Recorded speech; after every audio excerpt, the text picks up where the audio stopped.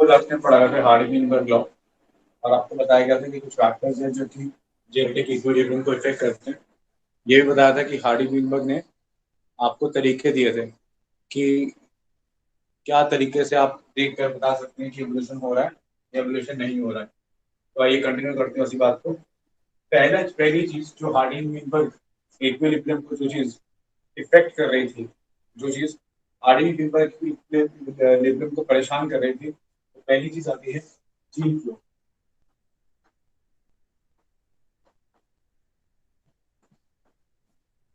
अब gene flow क्या होता है, ठीक है। जीन फ्लो का मतलब कुछ जीन्स, मतलब पॉपुलेशन ए है, एक पॉपुलेशन ए पॉपुलेशन बी है। अब दो पॉपुलेशन के अंदर जीन फ्लो कैसे हो सकता है? दो पॉपुलेशन का जीन फ्लो ऐसे हो सकता है कि यहाँ से कुछ जीन्स यहाँ चले गए, ठीक है। फिर एक्चुअली जीन फ्लो की जगह जो टॉपिक है वो है जीन माइग्रेशन। टॉपिक है जीन माइग्रेशन। जीन माइग्रेशन क्या होता है कि जीन जो है वो यहाँ से यहाँ चलेगी। अब जीन्स यहाँ से यहाँ कैसे जा रही है? जीन्स, भाई मान लो कोई इंडिविजुअल्स, खुद इंडिविजुअल्स, कुछ लोग यहाँ से यहाँ चले गए, तो लोग जब जाएंगे तो अपनी जीन्स को छोड़ नहीं जाएंगे। तो कुछ लोग गए तो अपनी जीन्स यहाँ से यहाँ चले गए, ले गए। तो कुछ जीन्स चली गई यहाँ से यहाँ। तो ए से बी में क्या हो गया? Gene migration. अब ए से बी में जब जीन्स गई हैं तो ए में हुआ है एमिग्रेशन। ए में हुआ है ए में हुआ है, सॉरी, हाँ, ए में हुआ है इमिग्रेशन और बी का हुआ है इमिग्रेशन। मतलब एग्जिट हुआ है ए से इमिग्रेशन और इनपुट आया है बी के पास इमिग्रेशन। तो इसका इमिग्रेशन हुआ, इसका इमिग्रेशन, दोनों केसेस के अंदर जीन्स ऐड या सब्सट्रैक्ट हुई है, तो दोनों में ही इवोल्यूशन हुआ है। ए में भी इवोल्यूशन होगा, बी में भी इवोल्यूशन होगा। ए की भी जेनेटिक फ्रीक्वेंसी चेंज होगी, बी की भी जेनेटिक फ्रीक्वेंसी क्या होगी? चेंज होगी। तो ये कॉन्सेप्ट है किसका? जीन माइग्रेशन का, जब लोग चले जाते हैं। क्या कोई और दूसरा तरीका भी है कि जब जीन्स एक पॉपुलेशन से दूसरी पॉपुलेशन में ट्रांसफर हो जाए? हाँ, तरीका है। तरीका है इंटर पॉपुलेशन क्रॉस। देखो, पॉपुलेशन क्या होता है ना, एक ही तरीके के स्पीशीज का ग्रुप, ठीक है। तो एक जैसे भाई कुछ ह्यूमंस यहाँ पे रह रहे हैं तो ये एक ही पॉपुलेशन है, कुछ ह्यूमंस यहाँ रहते हैं, एक पॉपुलेशन है। कुछ कुछ डॉग्स यहाँ रह रहे थे, एक ही पॉपुलेशन है, कुछ डॉग्स यहाँ रहते थे, एक पॉपुलेशन। तो पॉपुलेशन जैसे ग्रुप वाइज होती है, पता है आपको कि दिल्ली की पॉपुलेशन अलग, ठीक है ना। और आप कोई भी एरिया डिफाइन कर सकते हो कि ये एरिया कोई हो गया दिल्ली, वहां के जो एक जैसे स्पीसीज है वो गया ह्यूमंस की पॉपुलेशन। फिर आपने एक एरिया डिफाइन कर दिया कि ये हो गया हरियाणा, ये हरियाणा के लोग, ये हरियाणा की पॉपुलेशन। अगर आप एरिया बड़ा डिफाइन कर दें तो पॉपुलेशन इंडिया की भी हो सकती है, और बड़ा डिफाइन कर दें तो पॉपुलेशन पूरी कंट्री की, पूरे वर्ल्ड की भी हो सकती है, पूरे कॉन्टिनेंट की भी हो सकती है। तो एरिया टू एरिया मैटर करेगा, एरिया छोटा भी कर सकते हैं, है ना। जैसे एरिया छोटा कर दिया, दिल्ली के अंदर ये लक्ष्मी नगर की पॉपुलेशन और ये यमुनानगर की पॉपुलेशन, तो पॉपुलेशन एरिया एरिया में डिफाइन होती है, ठीक है ना। तो एक डिफाइंड एरिया के अंदर एक ही तरीके की स्पीशीज को हम पॉपुलेशन कहते हैं। अब हार्डी विनबर्ग ने की जो पॉपुलेशन है, जो जेनेटिक इक्विलिब्रियम मेंटेन करके बैठी है, जिसका जेनेटिक इक्विलिब्रियम मेंटेन्ड है, जिसकी फ्रीक्वेंसी चेंज नहीं होती, वो हार्डी विनबर्ग की पॉपुलेशन का एक सबसे बड़ा पॉइंट ये होता है कि हार्डी विनबर्ग की पॉपुलेशन रिप्रोडक्टिवली आइसोलेटेड होती है। मतलब उसमें कोई भी इंसान बाहर से आके रिप्रोड्यूस नहीं कर सकता, ठीक है। रिप्रोडक्टिवली आइसोलेटेड का मतलब आप ऐसे समझ लीजिए कि मान लो एक गांव है, ठीक है ना, और गांव के पंचायत ने फैसला किया कि कोई भी गांव का आदमी, सॉरी, कोई भी गांव की लड़की या लड़का बाहर शादी नहीं करेगा, ठीक है ना। पता नहीं होता है गांव से बाहर शादी नहीं करता। तो ये हमारा गांव है, ये हमारे लोग हैं, जिसको भी शादी करनी है वो इसी गांव की लड़की से करे, उसी गांव के लड़के से करे। गांव के बाहर शादी नहीं होगी, ना हम बाहर की लड़की को लाएंगे, ना अपनी बाहर लड़की बाहर देंगे, ठीक है। दोनों ही चीजें मेंटेन करेंगे। तो ऐसी पॉपुलेशन को हम कहते हैं रिप्रोडक्टिवली आइसोलेटेड, ना बाहर जा रहे के रिप्रोड्यूस करेंगे, ना बाहर से किसी को आके रिप्रोड्यूस करने देंगे। अब जैसे ही जब दो पॉपुलेशन आपस में क्रॉस करते हैं तो देखिए, या तो ए पॉपुलेशन बी को स्पर्म देगी या बी पॉपुलेशन ए को स्पर्म देगी। या ए की पॉपुलेशन बी को एग देगी, या बी की पॉपुलेशन ए को क्या देगी, एग देगी। तो अगर ए और बी के कोई इंडिविजुअल आपस में क्रॉस करते हैं तो एक्सचेंज ऑफ स्पर्म और एग होगा, और एक्सचेंज ऑफ स्पर्म और एग का मतलब है एक्सचेंज ऑफ जीन्स, ठीक है ना। तो जीन माइग्रेशन का दूसरा तरीका क्या हो सकता है कि ए और बी आपस में क्या कर रहे हैं, पॉपुलेशन आपस में ब्रीड कर रही है, इंटर ब्रीडिंग पॉपुलेशन। इसीलिए हार्डी बींबर की पॉपुलेशन हमेशा कैसे होती है, रिप्रोडक्टिवली आइसोलेटेड होती है, इंटरब्रीडिंग नहीं होती है।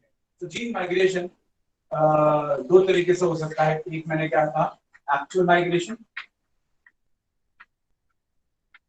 एक्चुअल लोग चले गए, या इंटरब्रीडिंग। और जब ये जीन माइग्रेशन बल्क में होता है, किसमें होता है, बल्क में होता है, तब बल्क में होने वाले जीन माइग्रेशन को हम जीन फ्लो कहते हैं। जीन फ्लो क्या है, बल्क में होने वाला जीन माइग्रेशन, बल्क।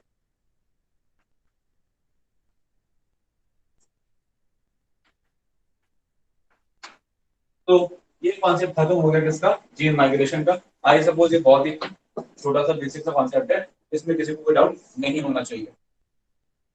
चलिए आगे बात करते हैं।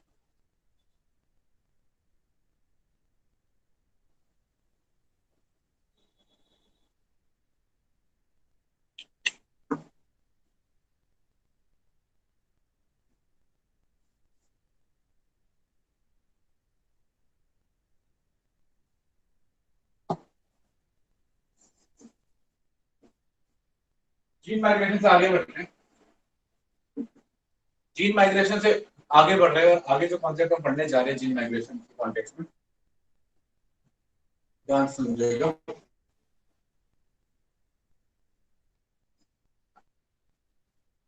ये कॉन्सेप्ट महत्वपूर्ण है, इसका नाम है genetic drift.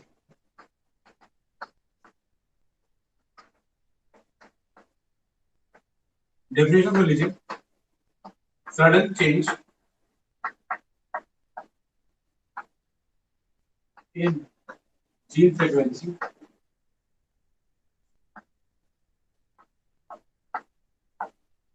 of a small population.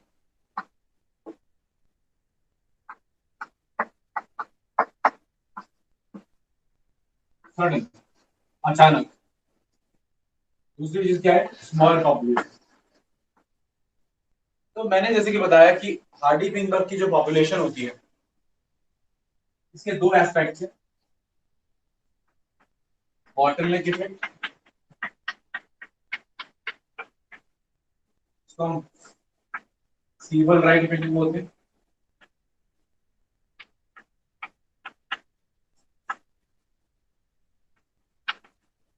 और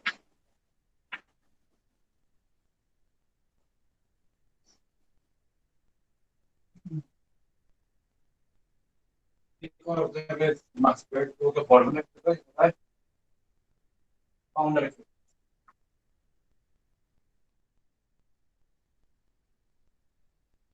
फाउंडर इफेक्ट से होता है।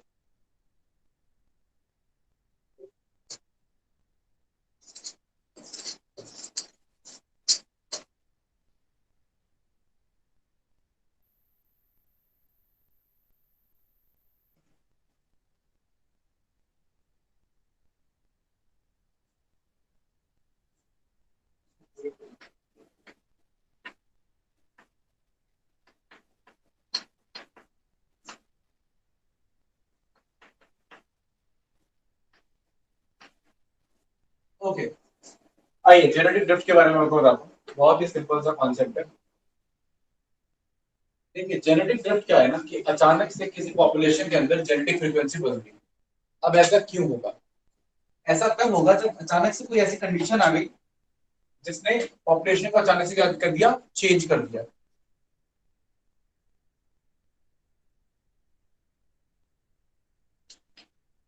आइए समझाता हूँ। देखिए ये इम्पोर्टेंट पॉइंट है, कई लोग इसको नहीं समझ पाते, आपको सिंपल सा बताता हूँ। एक होता है सिलेक्शन, समझिएगा ध्यान से, इम्पोर्टेंट है ना। ये स्टूडेंट्स ग्रेजुएशन पास कर लेते हैं एवोल्यूशन के अंदर, और उनको भी नहीं पता होता क्या रेफरेंस है ना। दिस इज इम्पोर्टेंट, बहुत छोटी सी चीज है। एक होता है सिलेक्शन, सिलेक्शन का एक क्राइटेरिया होता है। फॉर एग्जाम्पल मैं आपको सिंपल सा एग्जाम्पल देता हूँ कि मान लीजिए कि मैं नीट के एग्जाम का कंडक्टर हूँ। मैं नीट का एग्जाम कंडक्ट करवा रहा हूँ।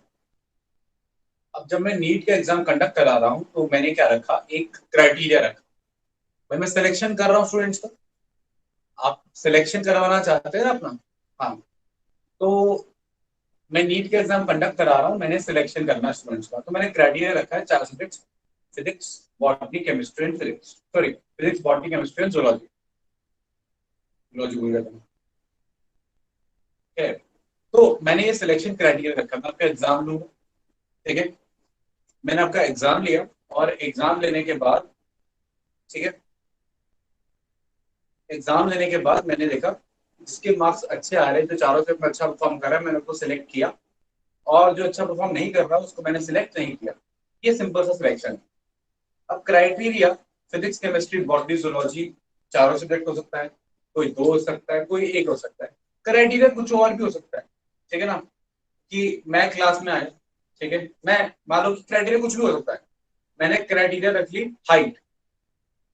भाई एग्जाम्पल ले रहा हूँ कि ऐसे ही इमेजिनरी कोई एक कोई तुक नहीं है इसका समझाने के लिए। क्राइटेरिया क्या है, हाइट। कि हाइट रख ली 5.5 फीट। 5.5 फीट से ऊपर जितने भी लोग हैं वो सिलेक्टेड, और 5.5 फीट से नीचे जितने भी लोग हैं वो नॉट सिलेक्टेड। मैंने हाइट क्राइटेरिया रखा, मेरी मर्जी है, मैं नहीं सिलेक्शन कर रहा हूँ। मैंने हाइट क्राइटेरिया रखा या 5.5 फीट रखा, उससे नीचे जितने वाले हैं वो सिलेक्टेड, ऊपर वाले सिलेक्टेड नहीं। भाई मेरा क्राइटेरिया मैं कुछ भी रख, ठीक है ना। या मैंने क्राइटेरिया रख लिया कि जिन जिनकी आंखों का कलर ब्राउन से अलग है, ब्लू है, ठीक है ना, या बहुत डार्क ब्लैक है, वो सिलेक्टेड, और ब्राउन वाले हट गए, या ब्राउन वाले सिलेक्टेड, बाकी सिलेक्टेड नहीं। ठीक है ना। या मैंने वो फेयर लवली वाला शेड ले आया कि एक शेड मार्क कर लिया कि इतने से ज्यादा गोरे लोग नीट में सिलेक्टेड, इससे जो ज्यादा काले हैं वो सिलेक्टेड नहीं। या उल्टा, इससे ज्यादा काले वाले सिलेक्टेड और इससे जो ज्यादा गोरे हैं वो नॉट सिलेक्टेड। मतलब तो कुल मिला के ये है कि मैं कोई भी सिलेक्शन कर रहा हूँ तो उसका कोई क्राइटेरिया है। ठीक है, ये तो हुआ, ये सब सिलेक्शन है। नेचर करेगी नेचुरल सिलेक्शन, मैं करूंगा artificial selection. Simple as that. Drift क्या है? ड्रिफ्ट ये है कि मैं आया क्लास में, ठीक है, मैंने सारे क्लास में क्या है, मैंने सारे एस्पायरेंट्स को सिलेक्ट किया, देखा, सामने देखा ये सारे एस्पायरेंट्स हैं नीट के, ये सब नीट क्वालिफाई करना चाहते हैं। ठीक है, अरे बस सब में, और मैंने ऐसे ना हवा से ऐसे रंग फेंकना शुरू किया, कलर फेंकना शुरू किया, है ना। उसके बाद बस खत्म, जिस पर रंग गिरा वो सिलेक्टेड, जिस पर रंग नहीं गिरा वो नॉट सिलेक्टेड। अब आप कुछ चीज सोचिए, क्या कोई क्राइटेरिया, क्या कोई क्या कोई कैरेक्टर क्राइटेरिया था? नहीं। रैंडमली रंग फेंका, जिस पे गिरा गिरा, नहीं गिरा नहीं गिरा। कौन काला, कौन गोरा, कौन लंबा, कौन छोटा, क्या फिजिक्स, क्या केमिस्ट्री, क्या बॉटनी, क्या जूलॉजी, कोई क्राइटेरिया नहीं है। या मैं ऐसी क्लास में आया, ऐसे बोला तू आजा तू आजा तू आजा तू आजा, तो पूरी सिलेक्टेड, बाकी सिलेक्टेड नहीं। कोई क्राइटेरिया नहीं, कुछ नहीं, ऐसे मन कर रहा था उसको सिलेक्ट कर लिया, उसको कर लिया, उसको कर लिया, बाकी को नहीं किया। तो ये जो जिसका कोई क्राइटेरिया नहीं है उसको हम जेनेटिक ड्रिफ्ट बोलते हैं। जैसे मैं आपको रियल लाइफ एग्जांपल देता हूँ। रियल लाइफ एग्जांपल क्या है कि मान लो जंगल में आग लगी, ठीक है ना। जंगल में आग लगी तो आग थोड़ा ना देखेगी कि ये वाला जो जिराफ है इसकी गर्दन लंबी है, इसकी छोटी है। लंबे वाले को सिलेक्ट करते हैं, लंबे वाले को जलाते हैं, छोटे वाले को नहीं जलाते। या ये शेर मोटा है, ये पतला है, इसको जलाते हैं, इसको नहीं जलाते। आग है, जो भी लपेटे में आ गया जल गया। तो आग हो गई, अर्थक्वेक हो गया, है ना, अचानक से ऐसी कंडीशन बदल गई जिसका कोई सिलेक्टिंग क्राइटेरिया नहीं है, उसको हम जेनेटिक ड्रिफ्ट बोलते हैं।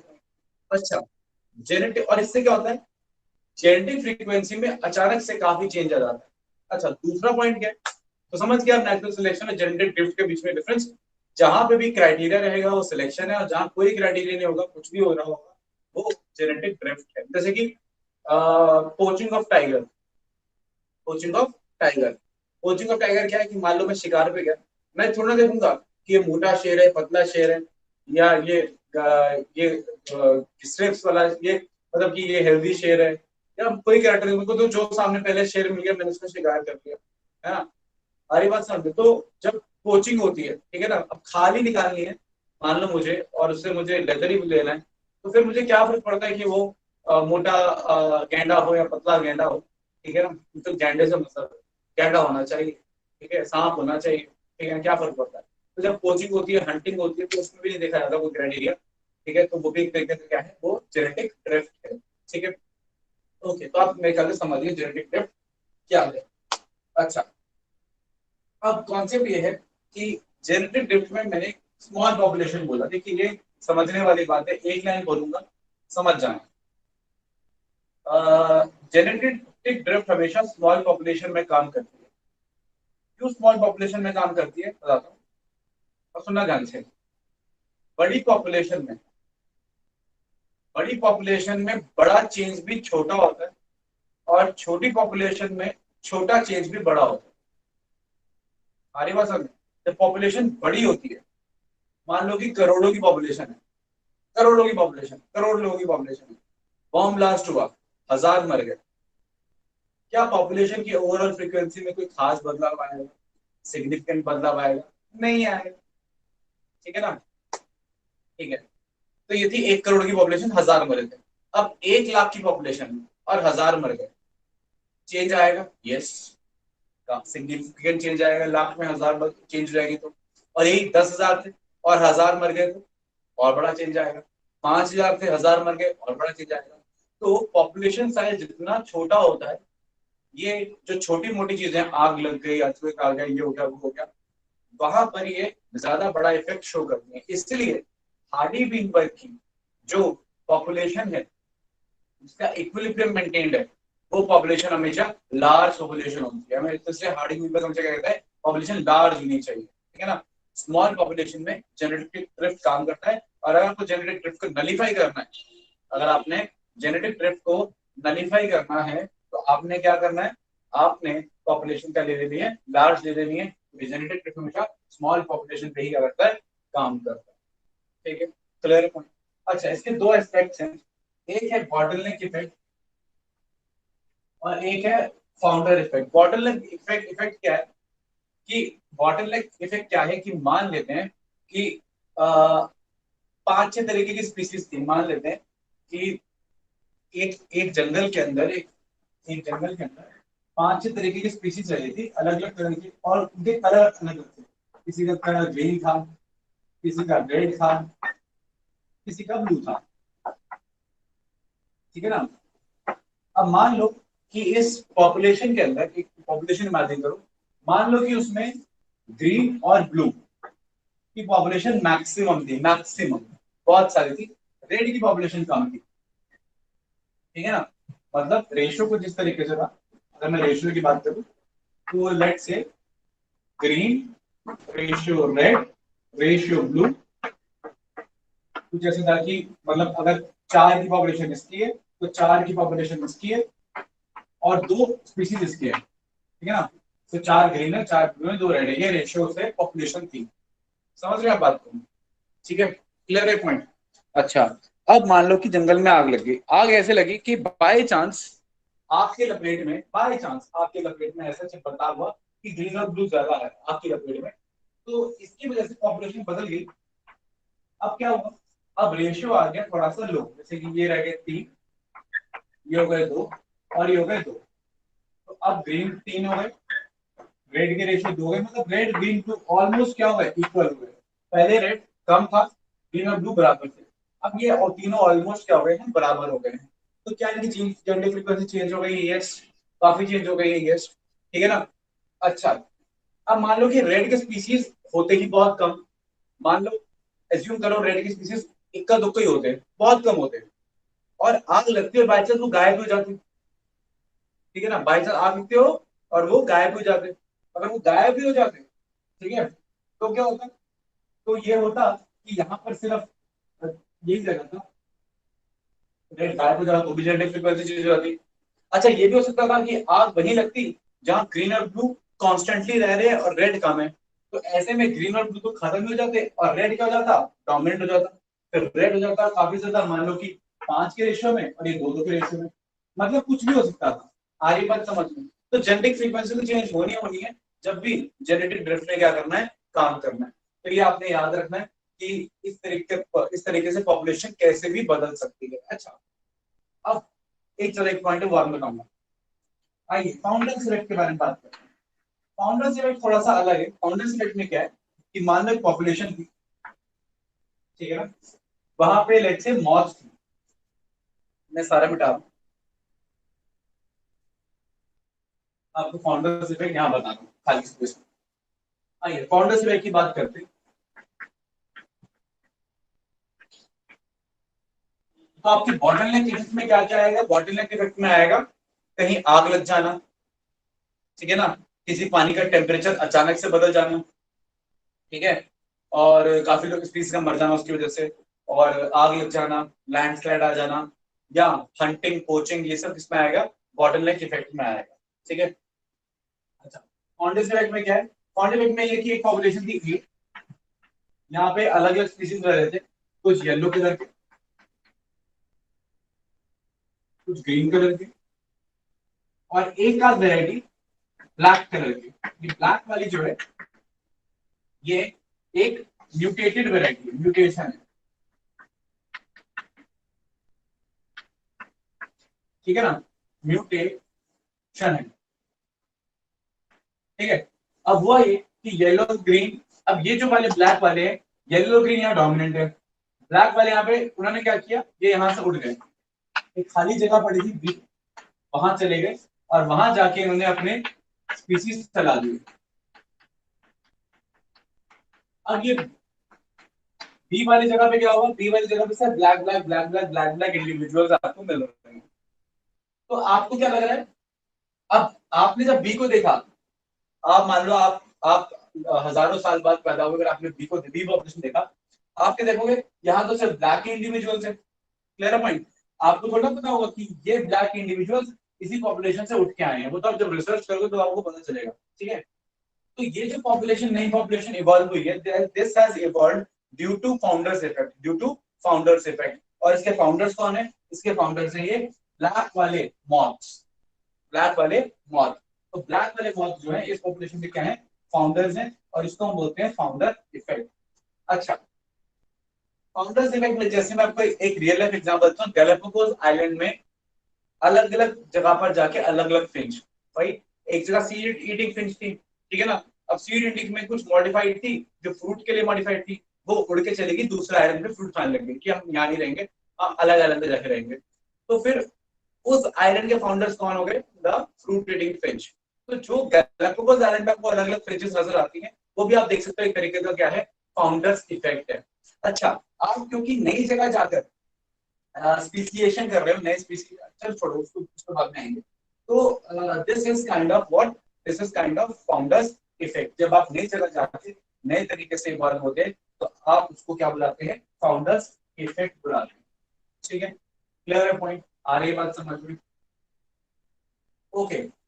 अच्छा, ऐसा भी हो सकता था सर। ये, एक मिनट जब, ऐसा भी हो सकता था कि यहाँ पर कुछ येलो वाले स्पीसीज चले जाते, और वो येलो वाली स्पीसीज कोई नया वैरायटी ले आती, ठीक है ना, कोई नई वैरायटी ले आती, जैसे कि लाइट येलो या व्हाइट स्पीसीज, येलो से मल्टीप्लाई होकर व्हाइट हो जाते, और व्हाइट वाली स्पीसीज यहाँ डोमिनेंट हो जाती। तो आप देख लो आज यहाँ पे क्या मिल रहा है? White white white white white.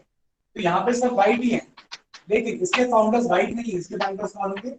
Yellow वाली स्पीसीज जो यहाँ पे माइग्रेट हुए थे, जो इसके फाउंडर्स थे, ठीक है ना। तो फाउंडर्स जरूरी नहीं कि जो दिख रहे हैं वही हो, फाउंडर्स कोई और भी हो सकते हैं। आ रही बात समझ में? क्लियर? तो इसको हम बोलते हैं द फाउंडर्स सर ये इफेक्ट। बात पर दोबारा बता दीजिए, येलो कौन और सी वाला व्हाइट बात वाला। बताओ? अरे मान लो कि ये येलो वाला मौत यहाँ पे उड़ के गया, ठीक है, और कुछ टाइम वहां रहने लगा।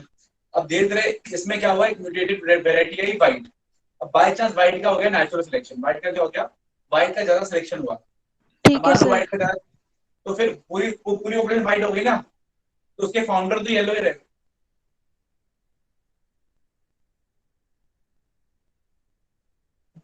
तो जिसने आके एक्सप्लॉइट किया वो फाउंडर, उसके बाद जो बन रही है उसको कहते हैं that population has said to be evolved by founders effect. और ये दोनों किसके अंदर आएंगे? जेनेटिक ड्रिफ्ट में आएंगे। किसी को कोई डाउट?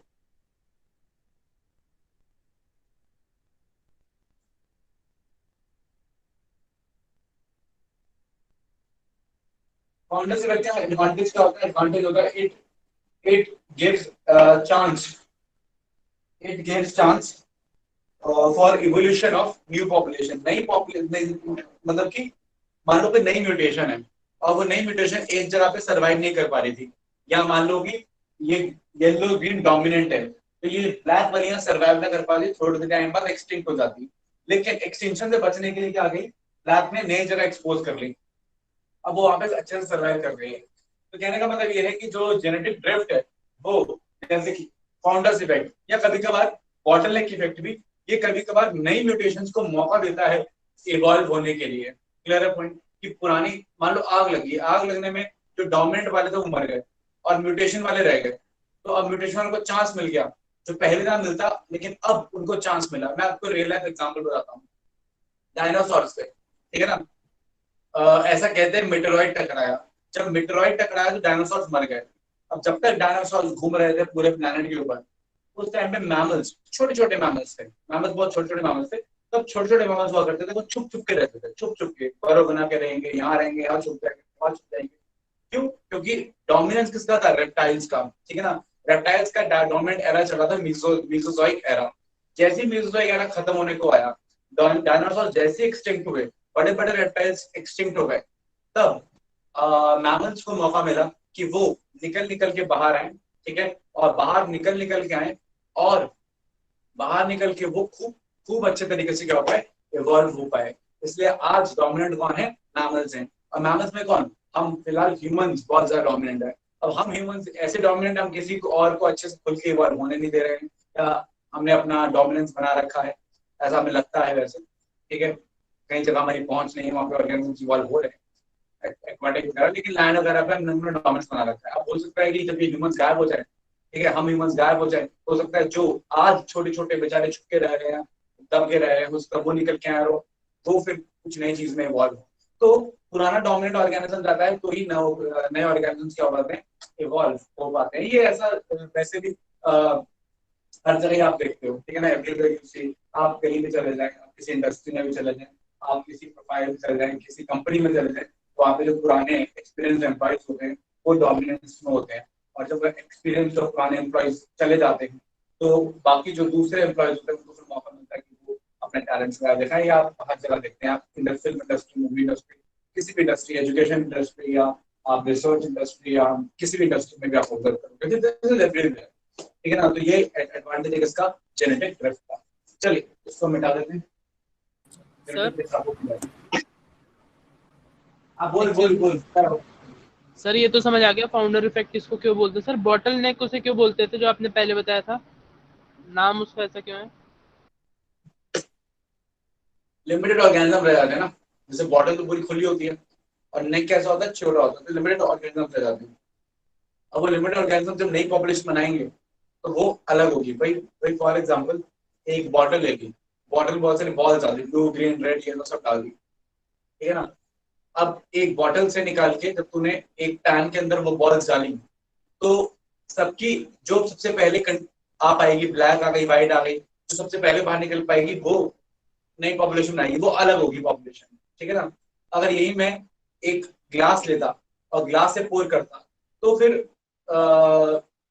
मतलब कि समझा दूं मुझे, अगर तुमने ग्लास लिया और ग्लास में अलग अलग पॉपुलेशन है, स्क्वायर है, सर्कल है ना, स्क्वायर है, सर्कल है, ट्रायंगल है, स्क्वायर है, सर्कल है, ट्रायंगल, ऐसे बहुत सारे पॉपुलेशन। अब इससे तूने एक नई पॉपुलेशन बनाई, लेट्स से इसमें इससे डाल दिया, तो भाई सीधी सी बात है, जिस रेशियो में अब एक होमोजेनिसिटी होती है ना, होमोजेनिसिटी होती है, तो अगर यहाँ से कुछ उठा ले, यहाँ से कुछ डाले, यहाँ से कुछ डाले, तो वही एक स्क्वायर, एक सर्कल, एक ट्रायंगल ऐसे ही आएगा। तो एक स्क्वायर, एक ट्रायंगल, एक सर्कल, एक तरीके से वही मिक्सचर आएगा, तो पॉपुलेशन सेम टू सेम होगी। लेकिन जब अगर मैं इसको ऐसा कर दूं, ऐसा करा दूं, इसको ऐसे करके मैंने ऐसे कर दिया, ठीक है, अब बॉटल का नेक बना दिया, यानी कंडीशन बनती है रेस्ट्रेंट। अब या तो ट्राइंगल आएगा, या एक सर्कल आएगा, या स्क्वायर आएगा, मतलब जिस प्रोबेबिलिटी से चीजें पहले आती वो सबकी प्रोबेबिलिटी इक्वल थी। अब किसी की प्रोबेबिलिटी बढ़ गई, किसी की कम हो गई, तो हो सकता है दो ट्राइंगल आ जाए, एक सर्कल आ जाए, तो नई प्रोबेबिलिटी बदल जाएगी। तो बॉटल नेक किसको बोला है? रेस्ट्रिक्टेड जो कंडीशंस आई है ना, टेम्परेचर जो पोचिंग हो गई है, जो भी कंडीशन आई उसको बॉटल नेक बोला है। सर हम्म। और सर फाउंडर्स इफेक्ट और बॉटलनेक इफेक्ट में एक ये भी डिफरेंस है कि बॉटलनेक में स्पीशीज के मरने के बाद वो बढ़ेंगे और फाउंडर्स इफेक्ट में वो माइग्रेट होने के बाद बढ़ेंगे। नहीं समझा, दोबारा बोल। सर मैं कह रहा हूँ बॉटलनेक इफेक्ट में स्पीशीज मर गई, उसके बाद जो बची वो इवॉल्व हुई, और सर जो माइग्रेटेड स्पीशीज थी वो फाउंडर इफेक्ट में इवॉल्व हुई। सर यही हाँ एक कह डिफरेंस सकते है। हैं, कह सकते हैं। ठीक है सर। ओके, चलिए तो ये खत्म हो गया जेनेटिक ड्रिफ्ट। अगला है नेचुरल सिलेक्शन। नेचुरल सिलेक्शन आप जानते हैं, लेकिन मेरे को आज नेचुरल सिलेक्शन के टाइप्स पढ़ाने हैं, ध्यान समझिएगा। क्या पढ़ रहे हैं? अगला है नेचुरल सिलेक्शन। नेचुरल सिलेक्शन भी इफेक्ट करता है किसको? जीन फ्रीक्वेंसी को और इवोल्यूशन कॉज करता है। आज हम पढ़ने जा रहे हैं नेचुरल सिलेक्शन के types, types of natural selection. अब बेटा टाइप्स ऑफ नेचुरल सिलेक्शन में क्या है? टाइप्स ऑफ नेचुरल सिलेक्शन के अंदर बेटा आपका हाँ, टाइप्स ऑफ नेचुरल सिलेक्शन के अंदर बेटा आपका 3 तरीके का आता है। पहले तो आप समझिए कि मैंने ये ग्राफ बना रहा हूं आपके सामने। ग्राफ में क्या है? इस तरफ मैंने लिया है, इस तरफ मैं ले रहा हूं कि फिनोटाइपिक कैरेक्टर,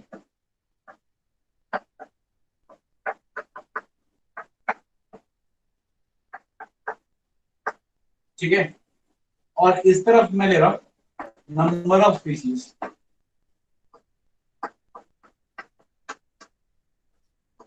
तो इस तरफ ले रहा हूं फिनोटाइपिक कैरेक्टर, इस तरफ ले रहा हूं नंबर ऑफ स्पीसीज। अब कोई भी कैरेक्टर चीज, कोई भी कैरेक्टर ले लो, कोई भी कैरेक्टर ले लो अपनी मर्जी का, तो जब भी हम ग्राफ बनाएंगे तो ग्राफ हमेशा ऐसे ही आता है, लाइक दिस। किसी भी पॉपुलेशन के लिए मैं समझाता हूँ, बिल्कुल आसान है। मान लो तुमने और एक पॉपुलेशन ली, अपनी क्लास ही ले ली, पॉपुलेशन है, क्लास में बच्चों के लेट्स से मार्क्स का, है ना, जो एग्जाम लिया उसमें मार्क्स का आपने ग्राफ बनाया। तो मार्क्स मान लो यहाँ पे हमने मार्क किए 0 नंबर से लेके 100 नंबर तक। 0, 10, 20, 30, 40, 50, 60, 70 ऐसे करते तक 100 तक है। तो बट ऑब्वियसली बात है 0 से 30 के बीच में जो लोग होंगे वो क्या होंगे? ये नंबर है, वो क्या होगा? कम होंगे, कम होंगे। 90 से 100, 80 से 100 वाले भी क्या होंगे? कम होंगे। और मैक्सिमम जनता कहाँ पे होगी? मैक्सिमम जनता हमेशा 50 या 40 या 50 से लेके जो 70 वाला यूनिट है, मैक्सिमम जनता वहीं पर होगी। तो किसी भी हेलो। पीरियड के लिए पॉपुलेशन का जो ग्राफ है वो ऐसा ही बनता है कि एवरेज वाले यानी लेट्स से 2pq हेटेरोजाइगोट्स हमेशा ज्यादा होते हैं, क्यू स्क्वायर कम होते हैं, और लेट्स से पी स्क्वायर और कम होते हैं। आप इसको कह देते हैं, इधर ले लेते हैं पी स्क्वायर, इधर ले लेते हैं क्यू स्क्वायर, कैसे भी ले सकते हैं। वो क्या होते हैं? कम होते हैं। क्लियर है पॉइंट? अच्छा, ये सेम ग्राफ मैं आपको एग्जांपल और दे देता हूँ कि मैंने ये ग्राफ लेट से आपके मार्क्स के लिए नहीं बनाया, आपकी हाइट के लिए बना लिया। इसके लिए हाइट के लिए, हाइट के लिए क्या किया मैंने? फिर से यही ग्राफ बनाया। फिर से मैंने हाइट में क्या लिया? लेट से 4 feet, 4.2 feet, 4.5 feet, 5 feet, 5.2 feet, 5.5 feet, थोड़ा 2 5 के लगे, 4.5, 5, 5.5, 6, 6 से ज्यादा, ठीक है ना। तो मान लो ऐसा कर्व बनाया। तो बड़ा वैसी बात है, अगर मैं हाइट का भी आपके लिए अगर मैं ग्राफ बनाता हूँ ऐसा ही, ठीक है ना, हाइट के लिए अगर मैं ऐसा ही ग्राफ बनाता हूँ तो बड़ा वैसी बात है कि 4 से 4.5 हाइट वाले भी क्या होंगे? कम होंगे। 6 से 6.5 वाले भी क्या होंगे? बहुत ज्यादा क्या होंगे? कम होंगे। मैक्सिमम जनता कहाँ लाया करेगी? 5.2, 5.2 से करीब 5.8 के बीच में, इसी लेवल में, मतलब एवरेज वाले क्या होंगे? हमेशा क्या होंगे? ज्यादा होंगे। क्लियर है पॉइंट? और यही आप कलर के लिए बना सकते हो कि बहुत बहुत काले, थोड़े गोरे, थोड़े गोरे, मतलब बहुत काले, थोड़े कम काले, थोड़े कम काले, ठीक है ना, थोड़े से सांवले, थोड़े से फेयर, बहुत फेयर, बहुत ज्यादा फेयर, है ना। तो वैसे अब वो भी लगाओ तो बहुत काले लोग भी कम होंगे, बहुत बुरे लोग भी क्या होंगे? कम होंगे। मैक्सिमम लोग कहाँ होंगे? एवरेज वाले कम होंगे। तो ये एक किसी भी पॉपुलेशन के लिए कोई भी कैरेक्टर आप चूज कर लो, कोई भी कैरेक्टर, ठीक है ना, कोई भी फिल्टर कैरेक्टर ले लो, ठीक है ना, और फिल्टर कैरेक्टर के अगर आप ग्राफ बनाओ तो ग्राफ ऐसा ही आता है, ठीक है। क्लियर? तो इस हिस्से को हम डिवाइड कर देते हैं, इसको बोलते हैं लेट्स से पी स्क्वायर, इस हिस्से को बोल देते हैं क्यू स्क्वायर, और इस हिस्से को बोल देते हैं 2p क्यू। तो ऐसा ही जनरली क्या आता है, ग्राफ आता है, ठीक है। तो अब सर मान लो किसी भी पॉपुलेशन के अंदर नेचुरल सिलेक्शन हुआ, तो नेचुरल सिलेक्शन तीन तरीके से हो सकता है। तीन तरीके क्या है? जो फिनोटाइपिक कैरेक्टर्स हम चूज करेंगे कंटिन्यूस होने चाहिए ना, हाँ, जैसे कि हमने अब ब्लू आइज ले ली तो इसका नहीं बन पाएगा एक ये कह रहा पॉपुलेशन है, में। जैसे सर हमने अरे जरूरी नहीं है कंटिन्यूअस हो, जीन के कोई भी हो सकता है, हेटेरोजाइगोट, होमोजाइगोट, होमोजाइगोसिटी और होमोजाइगोसिटी, वैसा भी हो सकता है। सर जैसे हमने आइज का लिया कि ब्लू कलर की आइज कितने लोगों की हैं, तो उसको कैसे इस ग्राफ पे शो करेंगे? अरे जीन पे देख लेंगे ना, जीन के कैरेक्टर में देख ऑब्जर्व कर लेंगे ना कि जो होमोजाइगोसिटी की वजह से वो एक हो गया। अब तू कौन सी, तू मेरे से पहली बार पढ़ रहा है, क्योंकि मैंने आई कलर की रिस्पॉन्सिव रीजन नहीं बताया है। तो जो बताया था मैंने क्लास 11 के अंदर, आई के अंदर, कि अगर कोरोइड होता है, कोरोइड की पिगमेंट ब्लू होती है, पिगमेंट बहुत ही हल्की रिलीज होती है तो आंखों का कलर ग्रीन होता है, थोड़ी ज्यादा होती है तो ब्लू होता है, और ज्यादा होती है तो ब्राउन होता है, और एक्सट्रीमली एक्सट्रीमली ज्यादा होता है तो ब्लैक होता है। वहां पे मैं एक पूरा एक्सट्रीम बना सकता हूँ कि ग्रीन, ब्लू, ब्राउन, ब्लैक।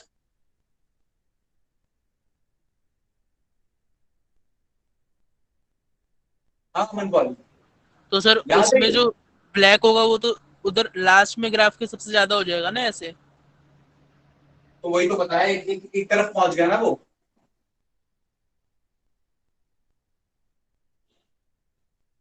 तेरा सवाल मेरे समझ में नहीं आ रहा है।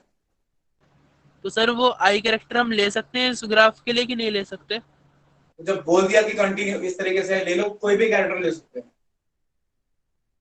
जिसको भी मैं तीन या चार टुकड़ों में बांट सकता, कोई भी कैरेक्टर को ले सकते हैं, कोई इसमें बड़ी बात नहीं है। बस मुझे उसके उसको तीन फिल्टर में बांट दूं मैं, P square Q square two P Q, बस ले लो आराम से, ठीक है कोई सर, दिक्कत नहीं।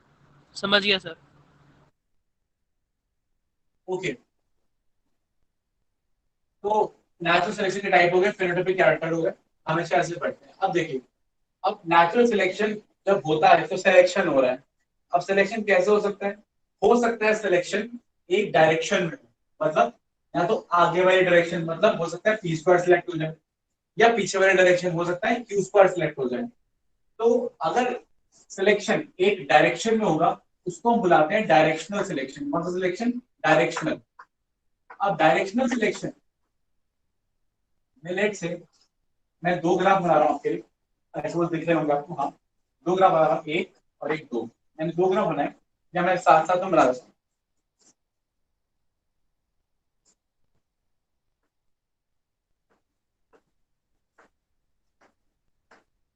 ओके, तो लेट से मैं थोड़ा सा आपके लिए कैमरा चेंज कर देता हूँ।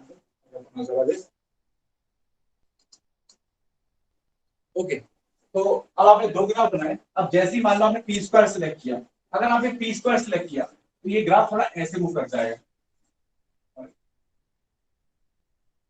ये थोड़ा ऐसे मूव कर जाएगा, मतलब पी स्क्वायर के डायरेक्शन में। किसके डायरेक्शन में? पी स्क्वायर के डायरेक्शन में। तो पी स्क्वायर के डायरेक्शन में मूव कर गया, एक एक्सट्रीम वैल्यू में मूव कर गया, तो भी क्या हो जाएगा? Direction selection. ऐसा भी हो सकता है कि आपने इस तरफ वाले की तरफ सिलेक्शन किया, तो क्या हो जाएगा? ये ऐसे मूव कर जाएगा, तो मतलब क्यू स्क्वायर की तरफ, क्यू स्क्वायर की तरफ सिलेक्शन। आपको एग्जांपल देता हूं सिंपल सा, कि मान लो आपके एग्जाम के मार्क्स का, पहले एक जनरल एग्जांपल ले रहा हूं फिर बायोलॉजी पे आएंगे। मान लो आपके बायोलॉजी, मैंने टेस्ट लिया, टेस्ट के मार्क्स आए, मार्क्स देख के मैं क्लास लगाना चाह रहा हूँ। मान लो तुम्हारी क्लास में 100 बच्चे हैं, ठीक है ना। अब मैंने क्लास लगाई, मैं चाह रहा हूँ कि मैंने देखा कि जो बच्चे लेट से अच्छे मार्क्स में लेकर आए हैं, अच्छे मार्क्स, तो जो अच्छे मार्क्स लेकर आए हैं, ठीक है ना, मतलब जो गुड मार्क्स वाले हैं, मैं सिर्फ उन्हीं को लूंगा और उनकी एक क्लास बनाऊंगा। क्यों? क्योंकि जिनके खराब मार्क्स आ रहे हैं, मैं सोच रहा हूँ कि उन्होंने वैसे नहीं पढ़ना, तो उन्होंने वैसी क्लास डिस्टर्ब करनी है, तो उनको पढ़ा के फायदा नहीं, तो मैंने उनको बना कर दिया कि तुम्हारी क्लास नहीं चलेगी, और सिर्फ अच्छे मार्क्स वाले जो है, जो 50 से या 40 से अबव है, या पास एटलीस्ट हुए, सिर्फ उन्हीं को की मैं क्लास चलाऊंगा। तो अब जब मैंने क्लास लाई तो मैंने हाई मार्क्स को क्राइटेरिया रखा और फिर सिलेक्शन किया, तो मेरा कर्व थोड़ा सा ऐसा शिफ्ट हो गया। हमारे पास में पी स्क्वायर की तरफ शिफ्ट हो गया, हाई मार्क्स वाले लोग ज्यादा हो गए, कम मार्क्स वाले एलिमिनेट हो गए, ठीक है ना। तो ये मेरा इस तरह डायरेक्शन हुआ। लेकिन ये उल्टा भी हो सकता है, मान लो लेट्स अज्यूम कि मैंने क्या किया, मैंने देखा कि मार्क्स आए हैं, मैं चाह रहा हूँ कि जो कमजोर बच्चे हैं, अब कमजोर बोलने तो ठीक बात नहीं, जो पढ़ने लिखने में ज्यादा ध्यान नहीं दे रहे हैं, उनको अलग से एक्स्ट्रा बुला बुला के मैं क्लास लगाऊं, ठीक है, ताकि वो अगली बार एटलीस्ट पास हो जाए। तो अगर मैं इस तरीके की क्लास लगाता हूँ तो मैं टॉपर को क्यों बुलाऊंगा, या मैं बहुत अच्छे स्टूडेंट को अच्छे स्टूडेंट को क्यों बुलाऊंगा, मैं 40 से नीचे नीचे वालों को, या लेट से 70 से, मान लो कि 70 से नीचे वालों को बुलाऊंगा कि इनको अब अपग्रेड किया जाए। तो उस क्लास के लिए मैं कैसे सिलेक्शन करूंगा, इस तरफ का सिलेक्शन करूंगा, इस तरफ सिलेक्शन करूंगा तो ये वाला हिस्सा बढ़ जाएगा, ये वाला हो जाएगा, एलिमिनेट हो जाएगा, वो हट जाएगा, टॉपर्स हट जाएंगे। तो या तो मैं पी स्क्वायर को सिलेक्ट कर रहा हूँ या क्यू स्क्वायर को, दोनों में से किसी एक को सिलेक्ट कर रहा हूँ, तो वो बेटा मेरा हो जाएगा डायरेक्शनल सिलेक्शन। अब इसी का एग्जांपल आ जाओ रियल लाइफ में।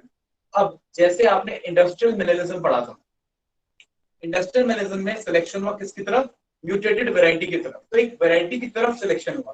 तो वो एग्जांपल किसका है, डायरेक्शनल सिलेक्शन का, कि एक डायरेक्शन में सिलेक्शन हो रहा है, ठीक है ना। आ रही बात समझ में कि लाइट मौत थी, डार्क मौत थी, किस तरफ सिलेक्शन हुआ, डार्क वाले की तरफ सिलेक्शन हुआ, लाइट वाले की तरफ सिलेक्शन नहीं हुआ। अब मान लो इंडस्ट्रीज आ गई हैं, अच्छा मान लो मैं सारी इंडस्ट्रीज बंद कर दूं, सारी इंडस्ट्रीज मैंने बंद कर दी, तो क्या होगा, फिर से लाइकेंस आ जाएंगे, फिर से लाइकेंस आ जाएंगे, फिर से डार्क वाली क्या हो जाएगी कम, लाइट वाली क्या हो जाएगी ज्यादा। अब क्या सिलेक्शन हो गया, इस डायरेक्शन में हो गया।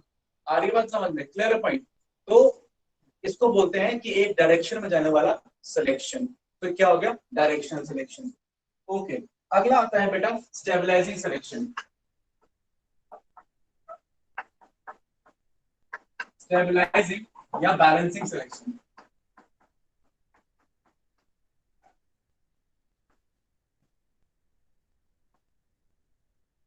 अच्छा, स्टेबलाइजिंग और बैलेंसिंग सिलेक्शन में क्या है, हमने ना पी स्क्वायर सिलेक्ट करना है ना क्यू स्क्वायर सिलेक्ट करना है, हमने सिलेक्ट करना है टू पी क्यू। तो किसका सिलेक्शन होता है बेटा, टू पी क्यू का सिलेक्शन होता है, एवरेज वालों का सिलेक्शन होता है।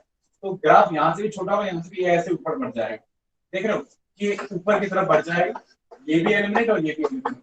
तो इस तरीके का जो सिलेक्शन है बेटा, हम उसको बुलाते हैं द स्टेबलाइजिंग या बैलेंसिंग सिलेक्शन। अब इसका एक बड़ा इंटरेस्टिंग एग्जाम्पल है, सुनिए।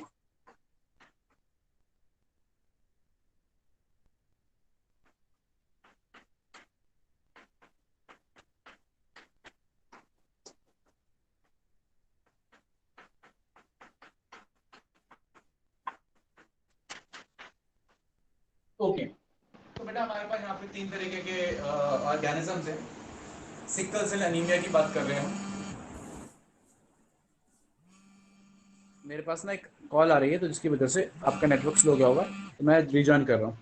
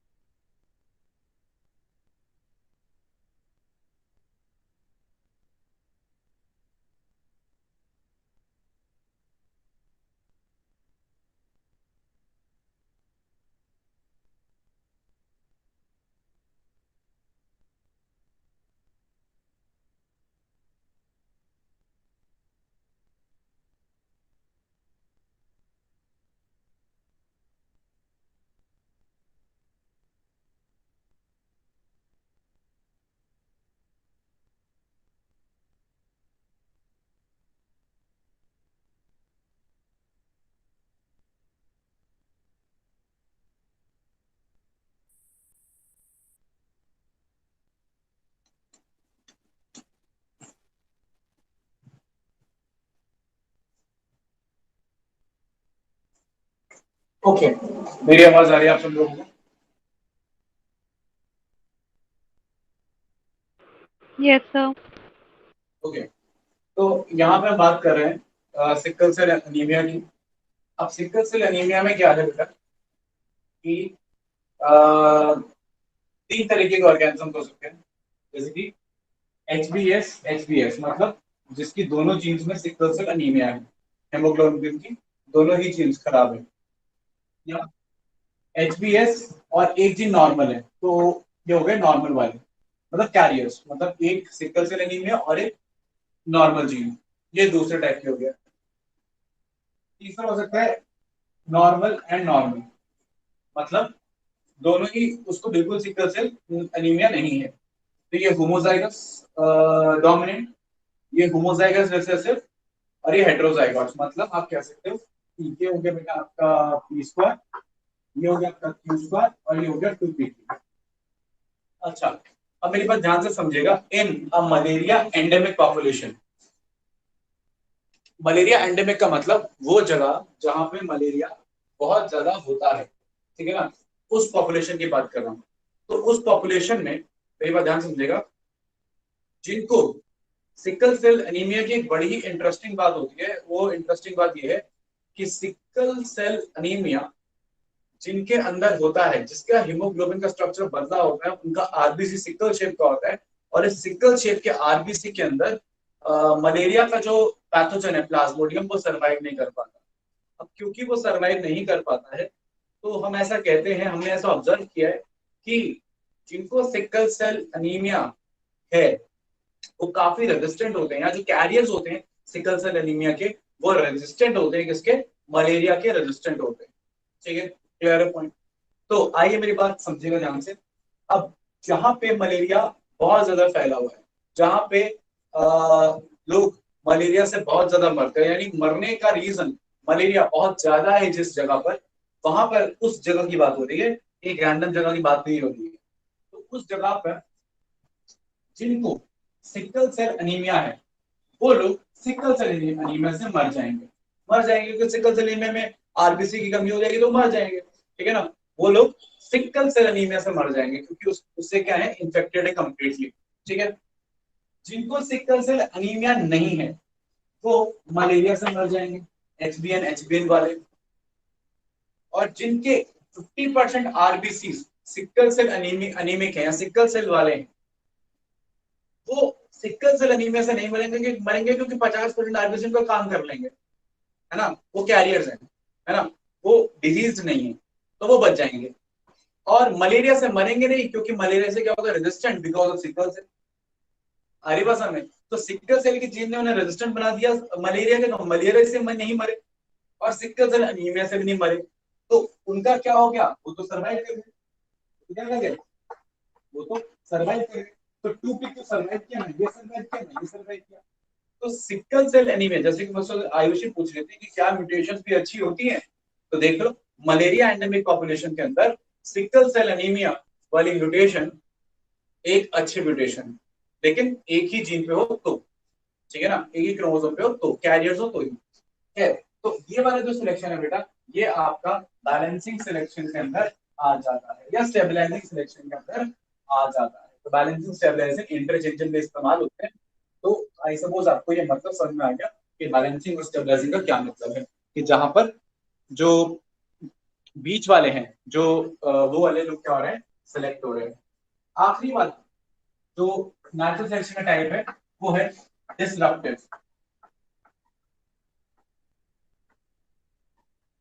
अब डिसरप्टिव में क्या है, डिसरप्टिव बड़ा ही सिंपल सा है। डिसरप्टिव डिसरप्टिव के अंदर ऐसा हो रहा है, मतलब आप खुद देखो, पी स्क्वायर भी सिलेक्ट हो रहा है, क्यू स्क्वायर भी सिलेक्ट हो रहा है, ये भी सिलेक्ट हो गया, ये भी सिलेक्ट हो गया, और कौन एलिमिनेट हो गया, 2pq एलिमिनेट हो गया। तो इसमें किसका सिलेक्शन हो रहा है, P square and Q square, दोनों ही एक्सट्रीम वैल्यूज का सिलेक्शन हो रहा है, तीसरे का नहीं हो रहा है, इसको बोलते हैं हम डिसरप्टिव। तो किसी एक का होगा पी स्क्वायर या क्यू स्क्वायर, पी स्क्वायर और क्यू स्क्वायर, तो डायरेक्शनल। दोनों में से किसी का नहीं होगा, बीच वाले 2pq पी क्यू का होगा, तो स्टेबलाइजिंग। और स्टेबलाइजिंग के ठीक अपोजिट, कि 2pq का नहीं हो रहा, बाकी दोनों का हो रहा है, दैट इज डिसरप्टिव। तो ये तीन तरीके के नेचुरल सिलेक्शन है। ये आपके बोर्ड में क्वेश्चन आ सकता है समझाने के लिए, बनाने के लिए, और नीट में भी ऑब्जेक्टिव फॉर्म में आ सकता है तो आपके माइंड में क्लियर होना चाहिए। कहानी खत्म। किसी को कोई डाउट है पूछ लो, वरना फिर आगे बात करें।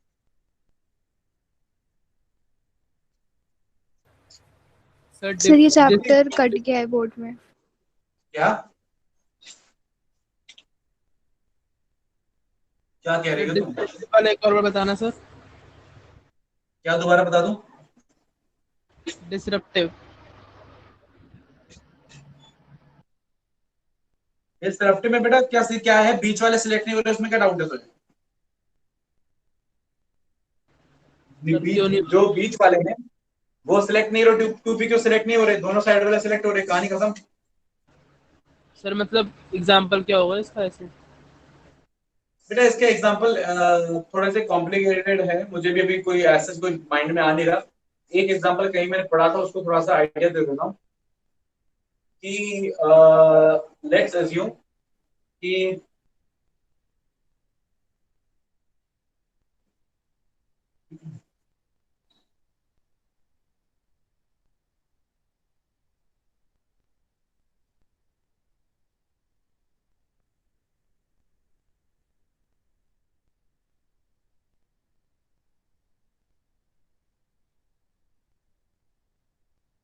अभी एग्जांपल मेरे माइंड में भी है नहीं, मैं तुझे एग्जांपल ढूंढ के नेक्स्ट टाइम बताता हूँ।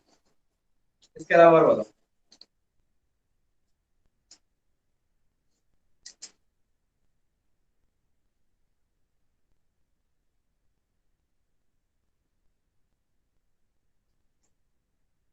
किसी और को कोई doubt?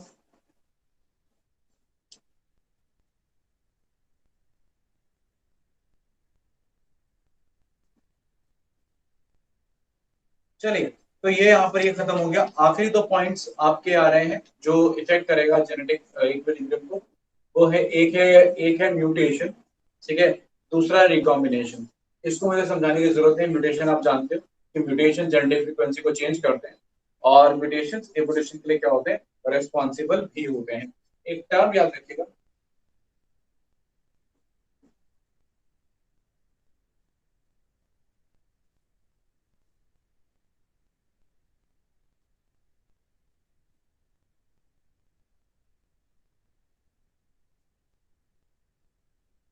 Mutation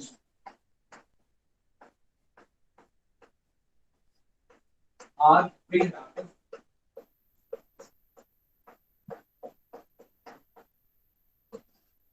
they are selected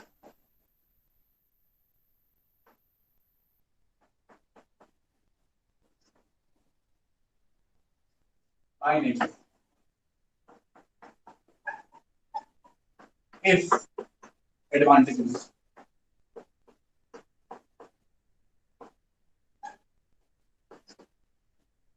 Example, antibiotic resistance. Example, penicillin resistance.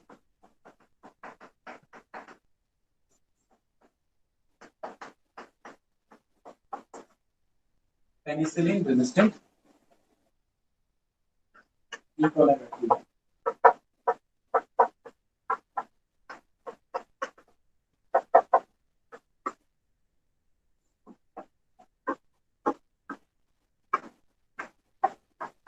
Readable. Replica breeding experiment.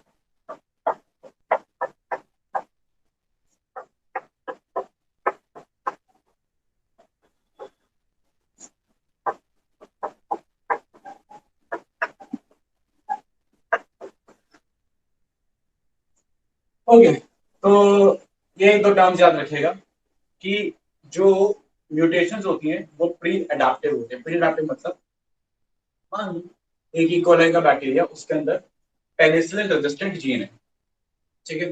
वो जीन किसी काम के नहीं है तब तक जब तक आप उस प्लेट के अंदर, जिसके अंदर बैक्टीरिया, जहां बैक्टीरिया ग्रो कर रहा है, वहां पे जब तक आप पेनिसिलिन नहीं डालते।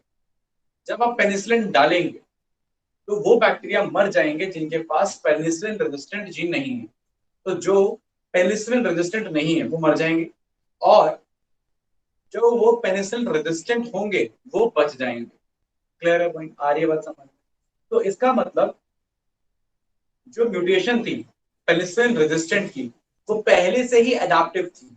मतलब कि ऐसा नहीं हुआ कि वो आम तौर पे उभर के कुछ आई हो या उसने कुछ स्पेशलिटी की हो और वो सरवाइव की हो और बाकी मर गए हो, ऐसा नहीं हुआ। वो तैयार थी बचने के लिए पेनिसिलिन के टाइम, पेनिसिलिन से।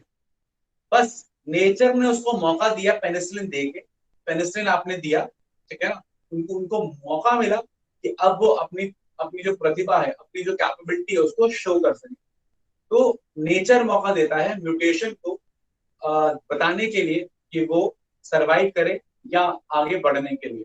तो मतलब म्यूटेशंस पहले से ही कैसी होती है, प्री एडेप्टिव होती है, बस नेचर उनको सिलेक्ट करता है। नेचर उन्हें जानबूझ के कॉज नहीं करता, वो बाय चांस पहले से ही होती है, उनका नेचर पहले से ही वैसा होता है, ठीक है ना। बस नेचर क्या करता है, सिर्फ उनका क्या करता है, सिलेक्शन करता है। तो यही कॉन्सेप्ट है कि नेचर जानबूझ के म्यूटेशन कॉज नहीं कर रहा आर्यभट्ट में, वो तो बस पहले से ही वहां पे अवेलेबल है, उनको बस नेचर सेलेक्ट कर रहा है। तो nature desperately doesn't causes desperately doesn't causes mutations but only selects the mutation. Clear point? एक एक्सपेरिमेंट भी था, लीडरबर्ग रेप्लिका प्लेटिंग एक्सपेरिमेंट। मैं आपको रेप्लिका प्लेटिंग थोड़ा सा समझा देता हूँ कि लीडरबर्ग ने क्या किया। तो अगर म्यूटेशन एडवांटेजनेस हो तो वो सेलेक्ट हो जाती है आगे नेचर में।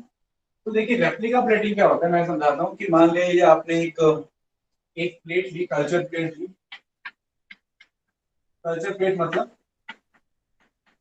इसमें आप एगार लेते, न्यूट्रिएंट्स लेते और बैक्टीरिया को ग्रो कराते हो। बैक्टीरिया ग्रो करता है कॉलोनीज की फॉर्म में,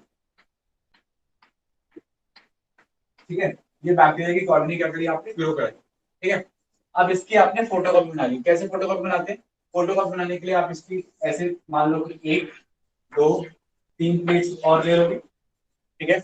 इन तीनों प्लेट्स में न्यूट्रिएंट्स रखोगे, न्यूट्रिएंट्स न्यूट्रिएंट्स न्यूट्रिएंट्स प्लस आपने इन सब में क्या डाल दिया, पेनिसिलिन डाल दिया। Penicillin penicillin penicillin penicillin plus penicillin plus penicillin. अब पहले ये कल्चर प्लेट थी, कल्चर मीडिया था। अब ये कल्चर मीडिया के साथ जैसे पेनिसिलिन डाला, इसको आप बोलेंगे आप सिलेक्टिव मीडिया। सिलेक्टिव मीडिया वो होता है जो एक पर्टिकुलर बैक्टीरिया को सिलेक्ट करना चाहता है। यहाँ हम किसको सिलेक्ट करना चाहते हैं, जो पेनिसिलिन से बच जाए, क्योंकि वही ग्रो करेगा। तो मैंने इसकी फोटोकॉपी कैसे बनानी होती है, मैंने एक मान लो कि ये मेरे पास जहाँ पे डस्टर है, लेकिन मान लो ऐसा वेलवेट का क्लॉथ है, तो वेलवेट का क्लॉथ मैं यहाँ प्रेस कर देता हूँ। जैसे मैंने प्रेस किया, इस वेलवेट के क्लॉथ पे सेम लोकेशन पे एकाध एकाध कॉलोनी से, हर कॉलोनी से एक एक बैक्टीरिया चिपक गया। उसको मैंने यहाँ पे प्लेस कर दिया। जैसे प्लेस किया, सेम पोजीशन के ऊपर जहाँ पे ये था, सेम पोजीशन के ऊपर हमारे पास बैक्टीरिया आ गए। सेम काम मैंने फिर से इससे इस पे दोहराया, फिर एक एक बैक्टीरिया, एक आध दो दो बैक्टीरिया यहाँ पे भी आ गए, हर कॉलोनी को रिप्रेजेंट करते हुए। इस कॉलोनी को रिप्रेजेंट करते हुए इस कॉलोनी को, इस कॉलोनी को, और सेम मैंने यहाँ पे अपनाया और यहाँ पर कुछ बैक्टीरिया आ गए, ठीक है, क्लियर। अब मैंने क्या किया, अब मैंने सब में पेनिसिलिन डाला था। अब पेनिसिलिन की वजह से बैक्टीरिया ग्रो नहीं किए, और मैंने क्या देखा कि कोई एक कॉलोनी ग्रो कर गई। अब मान लो ये कॉलोनी ग्रो कर गई, बाकी कॉलोनी ग्रो नहीं करेगी, उसका मतलब क्या होगा कि ये वाली जो कॉलोनी है वो पेनिसिलिन कैसी है, रेजिस्टेंट है। मतलब ये कॉलोनी, ये इस तरीके का बैक्टीरिया कहीं छुपा बैठा था, ठीक है, और हमें नजर नहीं आ रहा था, लेकिन पेनिसिलिन डाल के हमने मौका दिया उसको उभर के आने के लिए, बाकी लोगों से अलग दिखने के लिए और अपनी सर्वाइवल कैपेबिलिटी दिखाने के लिए। तो यही नेचर में होता है। जैसे ही एनवायरमेंट उस डायरेक्शन में जाता है, ठीक है। जैसे कि मैं आपको बताता हूँ कि सिकल सेल एनीमिया एक अच्छी म्यूटेशन नहीं है, खराब म्यूटेशन है, it's a bad mutation, it's a disadvantage mutation, आपको मार रही है। लेकिन अगर पूरी दुनिया में मलेरिया फैल जाता है, सब मलेरिया से मरने लगते हैं, तब उस कंडीशन में वो एक एडवांटेजलेस म्यूटेशन निकल के बाहर आएगी। मतलब वो सिर्फ उन्हीं जगह पे एडवांटेजलेस है जहां मलेरिया बहुत ज्यादा होता है, लोग बहुत ज्यादा उससे मरते हैं, ठीक है, बाकी जगह पे नहीं है। तो इस तरीके से म्यूटेशन क्या होती है, एडवांटेजेस होती है, लेकिन सिर्फ वहीं पर जब एनवायरमेंट, जब नेचर चैलेंज पोज करती है। क्लियर पॉइंट, आ रही है बात समझ में? तो अगला जो चीज थी जो इवोल्यूशन को कॉज कर रही थी, जेनेटिक फ्रीक्वेंसी को बदल रही थी, वो मैंने क्या बताया आपको, वो है बेटा म्यूटेशन। आगे बढ़ते हैं। तो यहाँ आपको म्यूटेशन के बारे में पता लग गया, और रिकॉम्बिनेशन मुझे आपको बताने की जरूरत नहीं है, सिर्फ एक सवाल पूछूंगा। अमन पाल, यस सर। आवाज आ रही है मेरी? यस सर, आपकी आवाज आ रही है। हाँ, ये बता फटाफट से कि ये रिकॉम्बिनेशन कब होता है, कौन सी स्टेज में होता है? सर पैक 18 में होता है। पक्की बात? Yes sir. माइटोसिस की पैकेटिंग, मियोसिस की पैकेटिंग? दोनों की। दोनों की, ठीक है। और कोई किसी और के पास कोई दूसरा आंसर है? सर मियोसिस की में होता है ओनली। मियोसिस की होता है, माइटोसिस में नहीं होता? No sir. No sir. Aman Paul, तेरे अगर हर माइटोसिस में भी अगर रिकॉम्बिनेशन हो रहा होता ना, तो तेरी बॉडी का हर सेल अलग होता। यस सर, वो गलती से बोल दिया था, याद आ गया। Very good.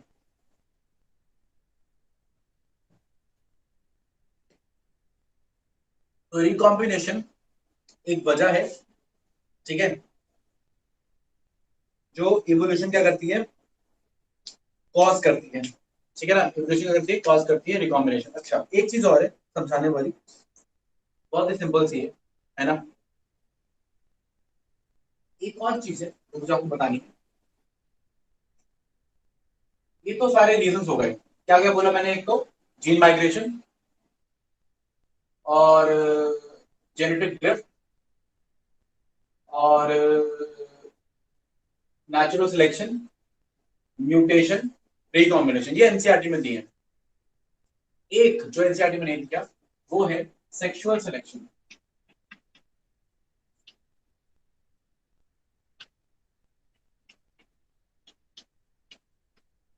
सेक्सुअल सिलेक्शन भी एवोल्यूशन कॉज करता है। देखो सेक्सुअल सिलेक्शन क्या है, सेक्सुअल सिलेक्शन ये कहता है कि किसी क्राइटेरिया को देखकर मेट यानी पार्टनर सिलेक्ट किया जा रहा है। हार्डी बीबर कहता है कि अगर एवोल्यूशन नहीं होना है, अगर एवोल्यूशन नहीं होना है तो रैंडम मेटिंग होनी चाहिए। सेक्सुअल सिलेक्शन का अपोजिट होता है रैंडम मेटिंग। अब रैंडम मेटिंग क्या होता है?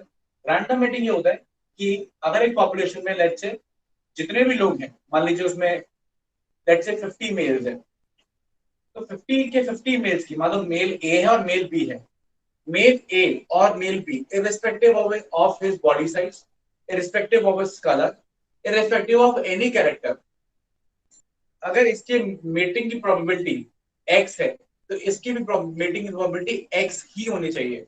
मतलब सारे इंडिविजुअल्स की मेटिंग की प्रोबेबिलिटी बराबर हो, कोई भी सिलेक्शन क्राइटेरिया ना हो। भाई फॉर एग्जांपल अगर सिलेक्शन क्राइटेरिया होता है तो हम कहते हैं कि यस, तो हम बोलते हैं कि वहां पे सेक्सुअल सिलेक्शन है और वहीं पर इवोल्यूशन भी कॉज होगा। भाई सिंपल सा समझना, अगर फीमेल जिराफ को फर्क ही नहीं पड़ता कि कौन सी बड़ी गर्दन वाला जिराफ और कौन सी छोटी वाला गर्दन वाला जिराफ, वो छोटी है बड़ी बड़ी गर्दन वाले से उसे फर्क नहीं पड़ता, वो दोनों से इक्वली अगर मेट करती, तो फिर बड़ी गर्दन का कोई एडवांटेज नहीं रह जाता। तो क्योंकि बड़ी गर्दन को एडवांटेज नहीं रह जाता तो फिर बड़ी गर्दन आगे सिलेक्ट नहीं होती, सारे जिराफ हमेशा छोटी गर्दन के ही रहते हैं और इवोल्यूशन नहीं होता। तो इवोल्यूशन हमेशा उस डायरेक्शन में जाता है जिस डायरेक्शन में सेक्सुअल सिलेक्शन ज्यादा हो रहा है। अरे बात, क्योंकि हमने फिटनेस की बात करी, रिप्रोडक्टिव फिटनेस की बात करी। रिप्रोडक्टिव फिटनेस का मतलब जो ज्यादा प्रोजेनी छोड़ेगा, ज्यादा प्रोजेनी छोड़ने का मतलब जो ज्यादा सेक्सुअली सिलेक्ट होगा, यानी जहां सिलेक्शन का क्राइटेरिया होगा। अगर रैंडम मेटिंग हो रही है, कोई भी किसका मेट कर सकता है और कोई क्राइटेरिया नहीं है ना, आरी पसंद में कोई क्राइटेरिया ही नहीं है, तो फिर तो पॉपुलेशन हमेशा इक्विलिब्रियम में रहती है, जेनेटिक इक्विलिब्रियम में रहती है, और कोई भी म्यूटेशन, कोई भी इवोल्यूशन, कोई भी किसी भी डायरेक्शन में इवोल्यूशन नहीं आगे जाता। तो दैट इज द कॉन्सेप्ट, ये आप सब लोग ध्यान रखेंगे कि हार्डी वीनबर्ग की जो पॉपुलेशन है जो इवॉल्व नहीं हो रही, उसमें सेक्सुअल सिलेक्शन नहीं होता, उसमें क्या होती है, रैंडम मेटिंग। तो हार्डी वीनबर्ग की ideal population which is not undergoing evolution, उसके क्राइटेरिया क्या क्या होंगे फटाफट से सुनेंगे। उसके क्राइटेरिया होंगे, पहले वो एक लार्ज पॉपुलेशन होगी, ठीक है, ताकि जेनेटिक ड्रिफ्ट काम ना करे, ठीक है। लार्ज पॉपुलेशन होगी, रिप्रोडक्टिवली आइसोलेटेड होगी, लार्ज पॉपुलेशन होगी, रिप्रोडक्टिवली आइसोलेटेड होगी, वहां नेचुरल सिलेक्शन काम नहीं करेगा, वहां पे रैंडम मीटिंग होगी। वहां पे क्या होगी? Random meeting. मैंने क्या बोला? Large population. लार्ज पॉपुलेशन से क्या एलिमिनेट हो गया? जेनेटिक ड्रिफ्ट एलिमिनेट हो गया, ठीक है। फिर मैंने बोला कि लार्ज के साथ साथ वो रिप्रोडक्टिवली आइसोलेटेड होगी, रिप्रोडक्टिवली आइसोलेटेड होगी और जियोग्राफिकली आइसोलेटेड होगी, कि ना वहां पे कोई आ सके ना कोई जा सके, जियोग्राफिकली। दूसरा, रिप्रोडक्टिवली आइसोलेटेड होगी, तो ना ही कोई वहां पे आके मेट कर सके, ना वहां से जाके मेट कर सके। तो वो वाले पॉइंट भी क्या हो गए? खत्म हो गए। वहां नेचुरल सिलेक्शन नहीं सर जीन माइग्रेशन ना। एक मिनट रुक जाओ। वहां नेचुरल सिलेक्शन नहीं होगा, ठीक है, वहां म्यूटेशन नहीं होगा। तो ये सारी चीजें नहीं होंगी एक हार्डी बीनबर्ग की आइडल पॉपुलेशन के अंदर, और कोई भी पॉपुलेशन ऐसी नहीं होती, इसलिए एवोल्यूशन होता रहता है। हाँ, वो पॉपुलेशन जो कुछ कुछ पॉइंट्स पे खड़ी उतर रही है, जैसे कि गैलापागोस आइलैंड एकदम आइसोलेटेड हो गए, कोई नए लोग आके वहां रिप्रोड्यूस नहीं कर पा रहे हैं, है ना, तो एकदम आइसोलेटेड हो गए हैं। तो कुछ और लार्ज भी हैं, तो कुछ कुछ पॉइंट्स पे खड़ी उतर रही है। हम नेचुरल सिलेक्शन को नहीं रोक सकते, हम म्यूटेशन भी नहीं रोक सकते, लेकिन कुछ चीज हमने रोक ली। वहां पर आप क्या देखते हो कि आपको एवोल्यूशन स्लो हो जाता है, वहां पे आप पुराने जमाने का ऑर्गेनिज्म देख सकते हो। तो एवोल्यूशन की स्पीड डिपेंड करेगी कि कौन कितनी इवोल्यूशनरी फोर्सेस काम कर रही हैं एक पॉपुलेशन के ऊपर। हाँ जी, आप किसी को डाउट है तो पूछ लो। सर रिकॉम्बिनेशन भी तो नहीं होना चाहिए फिर? हाँ मतलब रिकॉम्बिनेशन भी नहीं होना चाहिए, मतलब रिकॉम्बिनेशन तो आप एक तरीके से नहीं रोक सकते ना, रिकॉम्बिनेशन तो होगा ही, ठीक है ना। तो रिकॉम्बिनेशन तो होगा ही, तो वो तो हमेशा ही रहेगा, उसको आप नहीं रोक सकते। सर आप बोल रहे थे कि रिप्रोडक्टिवली आइसोलेटेड हो, तो सर जीन माइग्रेशन भी होगा या नहीं होगा? रिप्रोडक्टिवली आइसोलेट होगा तो जीन माइग्रेशन इंटरब्रीडिंग से नहीं होगा। कोई चला ही गया, खुद ही चला गया तो बात अलग है, वो तो जा ही सकता है ना। तो मुझे दोनों आइसोलेशन चाहिए, ज्योग्राफिकल आइसोलेशन भी चाहिए कि कोई ना आ सके ना कोई जा सके, और मुझे रिप्रोडक्टिव आइसोलेशन भी चाहिए, मतलब मैं क्या चाह रहा हूँ कि कोई रिप्रोड्यूस भी ना करे बाहर का। चलिए, तो ये पॉइंट्स आपको क्लियर हो गए हैं। तो अब हम कुछ क्वेश्चंस करेंगे हार्डी न्यूटन लॉ के ऊपर।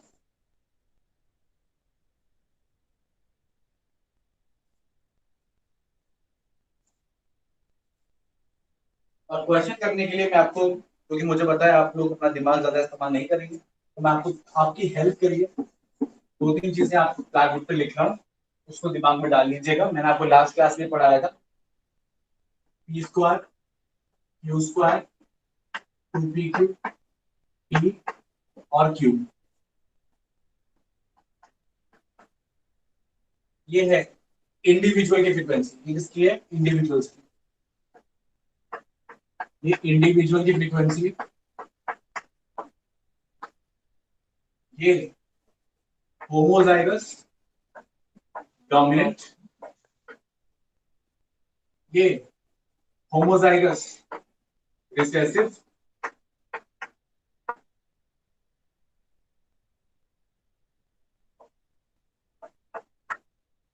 ये हेट्रोजाइगोट्स।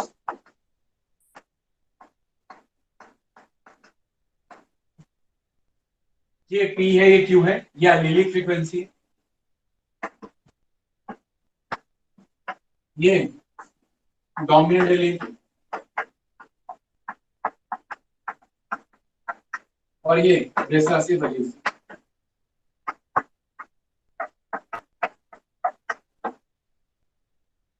ओके, क्लियर है पॉइंट? चलिए, तो आपके लिए एक न्यूमेरिकल है, आप उसको सॉल्व करेंगे। मैं न्यूमेरिकल बोल रहा हूँ, आप ध्यान से सुनेंगे और सुन के उसको सॉल्व करेंगे, और फिर आपसे जब नहीं होगा तब मैं उसको सॉल्व करूंगा। सिंपल सा न्यूमेरिकल है। इन अ पॉपुलेशन ऑफ, लिख लीजिए सब लोग, in a population of let's से 10,000 इंडिविजुअल्स, 10,000 इंडिविजुअल्स, गार्डन पी की बात हो रही है। 10,000 प्लांट्स है गार्डन पी के। कितने टोटल प्लांट्स? टोटल प्लांट्स है 10,000। ठीक है ना, 10 के आगे 3 जीरो। क्लियर? आ रही है बात समझ में? 100 आर dwarfs, 100 dwarf है, ठीक है। आपको क्या पता लगाने हैं? You have to find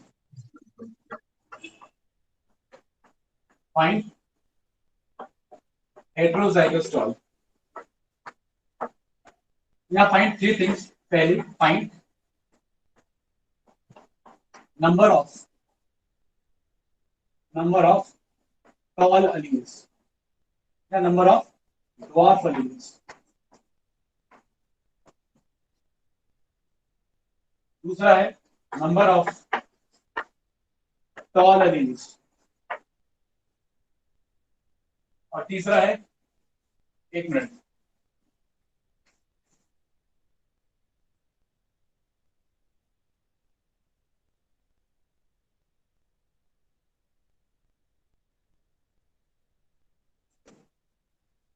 okay. तो number of dwarf alleles, number of tall alleles और तीसरा आपको फाइंड करना है number of हेटेरोजाइगोट्स।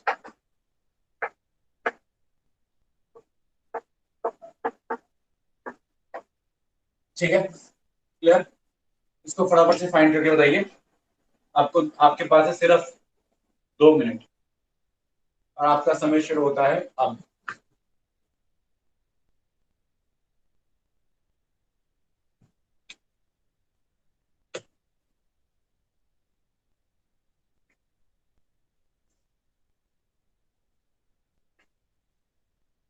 Excuse me sir. ये एक्सक्यूज, सर ये जो आपने 100 ड्रॉप्स लिखे हैं ये होमोजाइगस रिसेसिव हैं। मुझे नहीं पता। सर ये तो बता दो होमोजाइगस है। अरे तू कैसी बातें कर रहा है कि जब एक प्लांट ड्वार्फ होता है तो कैसे होता है? ड्वार्फ कौन होते हैं? हेटेरोजाइगोट्स ड्वार्फ होते हैं क्या, या होमोजाइगोट्स डोमिनेंट वाले ड्वार्फ होते हैं? स्मॉल टी वाले तो ड्वार्फ होंगे। तो सिंपल सा है ना, ड्वार्फ कह रहा हूं मतलब फिनोटाइपिक कैरेक्टर बता रहा हूं। इतनी जेनेटिक्स तो पता नहीं चाहिए ना राघव। तो बटा वैसी बात है, मैंने होमोजाइगस रिसेसिव बताए हैं, वही ड्वार्फ होते हैं। सर 2000 डॉफ अलील और मैंने 18। आंसर पूछा नहीं है आपसे, फिर 2 मिनट रुकिए जरा, पूछूंगा मैं।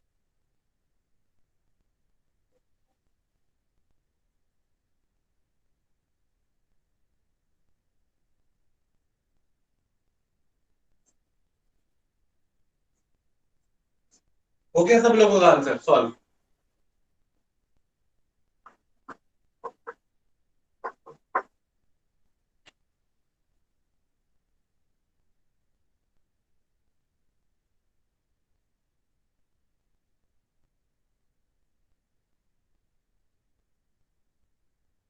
हाँ हाँ, नहीं कुछ कह रहे थे तुम, बताइए, आप बताइए। सर शायद 2000 डॉफ अलील है। शायद नहीं कुछ होगा, पक्का है तो बताओ वरना रहने दो। पक्का है?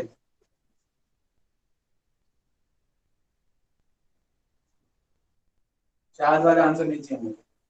शायद वाले आंसर में आप छोड़ देते नहीं तो, जब भी शायद आया तो छोड़ दो उसको, फिर अब वही क्वेश्चन करो जो पक्का यकीन हो कि हाँ सही होंगे। तो शायद वाला तो रहने दो, पक्का है तो बताओ। एनीबडी एल्स जिसका आंसर पक्का हो अपनी तरफ से सर एटलीस्ट। हाँ सो बोल। Drop alleles. अब तेरी तरफ से पक्का है ना, बदलेगा तो नहीं बाद में? नो सर मैं नहीं बदलूंगा। हाँ चल बता, क्या कह रहा है? सर ड्रॉप एलील्स 200 हैं, टॉल एलील्स 200। 19,800 हैं। अच्छा, 90,800। Yes sir. अच्छा, और हेटेरोजाइगोट? और सर हेटेरोजाइगस जो टॉल है वो हेटेरोजाइगोट टॉल ही होते हैं। सर वो भी वो भी नहीं क्या? पता सर, वो नहीं पता, वो नहीं निकला। सर वो वो 1800 डिक्लाइन। अब वो कितने आनी है? 18,000। 18,000। और किसी को इससे अलग आंसर देना है तो बता दो, वरना फिर मैं बात करूँ।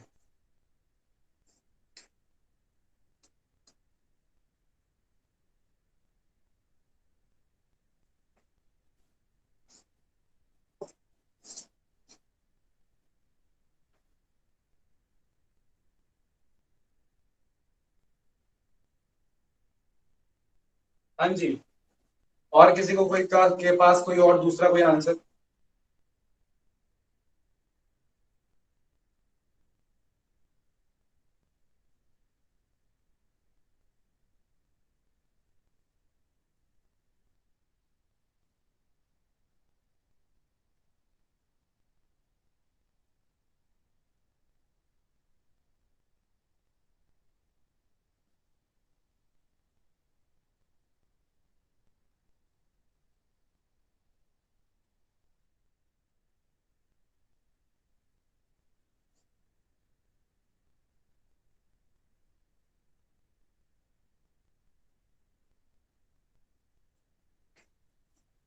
चलिए आगे बात करते हैं। तो ये आप लोगों के आंसर है। ये दो अमन फॉल के हैं। बाकी एक आखिरी वाला हानिया का आंसर है। और बाकी स्टूडेंट से मुझे को कोई भरोसा नहीं है, ठीक है। बाकी स्टूडेंट्स का बिल्कुल दिमाग नहीं चल रहा है जरा से क्वेश्चन के अंदर। चलिए, तो बहुत खतरनाक चीज नहीं है, तुम बहुत बिल्कुल सिंपल क्लास 6, 7, 8 का मैथ्स लग रहा है, कुछ भी नहीं है, समझ लो। अब देखो, बहुत आसान सी चीज है, इसको मिटा देते हैं। ये तो आपको क्लियर ही होगा कि इसको क्या बोलते हैं। ऐसे क्वेश्चंस सर सॉल्व करने के लिए, हाँ जी, सर नंबर ऑफ हेट्रोजाइगोट शायद 1800 है। कितने हैं? 1800। नंबर ऑफ हेट्रोजाइगोट 1800 है।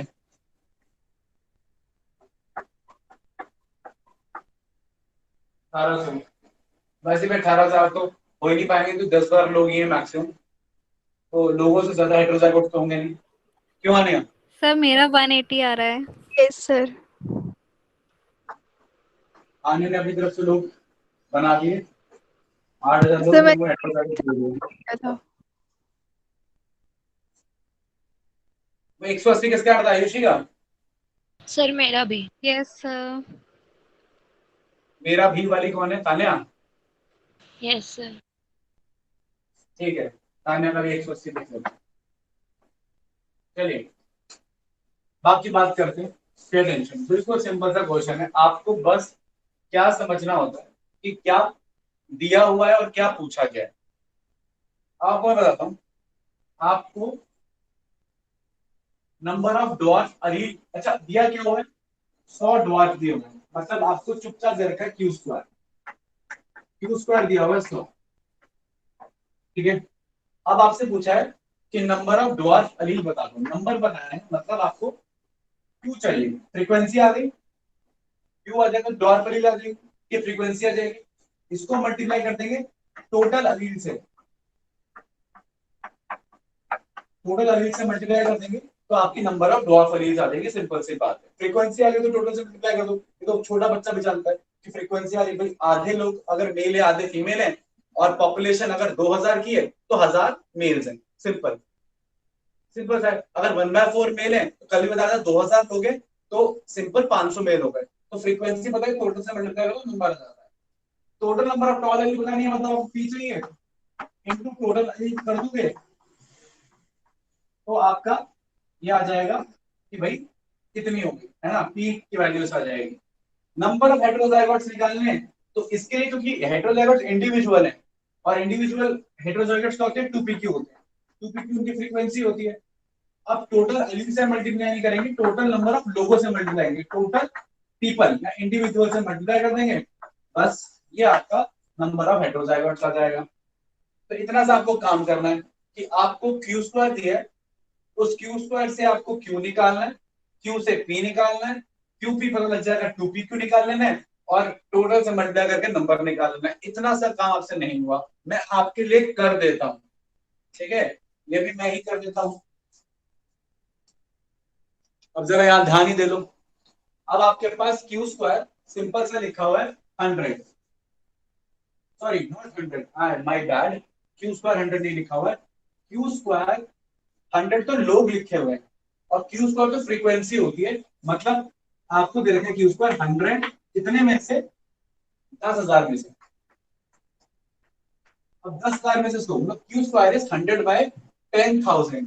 अब मुझे, अगर आपको सिर्फ थोड़ा सा भी मैथ्स आता हो, ठीक है, तो आपको पता होगा कि इसको हम अंडर रूट कर देंगे, तो इसमें हम क्यू की वैल्यू निकालेंगे, जो 100 का रूट 10 आ जाएगा और इसका आ जाएगा 100, तो 10/100 आ जाएगा, मतलब क्यू की वैल्यू आ जाएगी इन शॉर्ट 1/10। और ये सिंपल सा मैथ्स है, क्यू स्क्वायर दिया था, क्यू निकाल लेंगे, क्यू स्क्वायर टोटल लोग अपॉन कितने डॉर्फ है ना, तो ये मैंने 1/10 निकाल लिया क्यू। अब 1/210 जैसे मैंने क्यू निकाला, ठीक है, मैंने इससे पी भी निकाल लिया। क्यों? क्योंकि क्यू प्लस पी क्या होता है, विद फॉर्मूला, कि कौन सा फॉर्मूला लगाया कि Q plus P is equal to 1, बताया था टोटल नंबर ऑफ अलील्स हमेशा 1, टोटल नंबर में से फ्रीक्वेंसी का 1 होता है, तो क्यू 1/10 है, पी आ गया मेरा 9/10। अब ये मैं पूछना कैसे, मैथ से, तो वो हो गया 9/10, तो पी आ गया, क्यू आ गया, बस निकाल दो। अच्छा, टोटल अलील्स के लिए हम क्या वैल्यू लेंगे, टोटल अलील्स के लिए हम वैल्यू लेंगे, क्योंकि लोग 10,000 हैं, हर एक इंडिविजुअल के पास 2 अलील्स होती हैं, है ना, चाहे वो टॉल टॉल चाहे टॉल डॉर्फ हो, तो टोटल अलील्स हमेशा 20,000 लोगे और टोटल इंडिविजुअल्स आप सिंपली लोगे 10,000, ठीक है, क्लियर।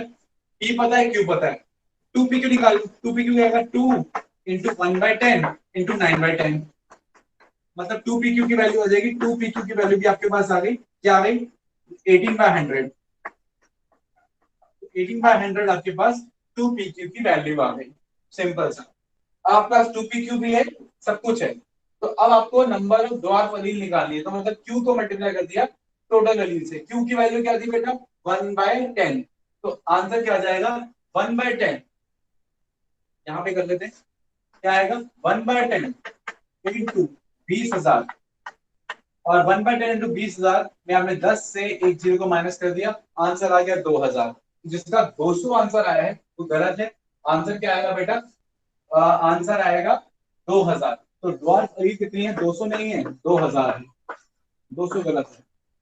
आगे बढ़ते हैं, पी की वैल्यू आपके लिए 9/10 है, फिर आपने 9/10 को मल्टीप्लाई कर दिया किसके साथ, 20,000 से, तो आपका ये आ गया, तो 10 से जीरो कटा और 2,000 को 9 से मल्टीप्लाई किया तो 18,000, तो ये 19,800 भी आंसर करते हैं, आंसर आएगा इसका 18,000, 18,000, ठीक है।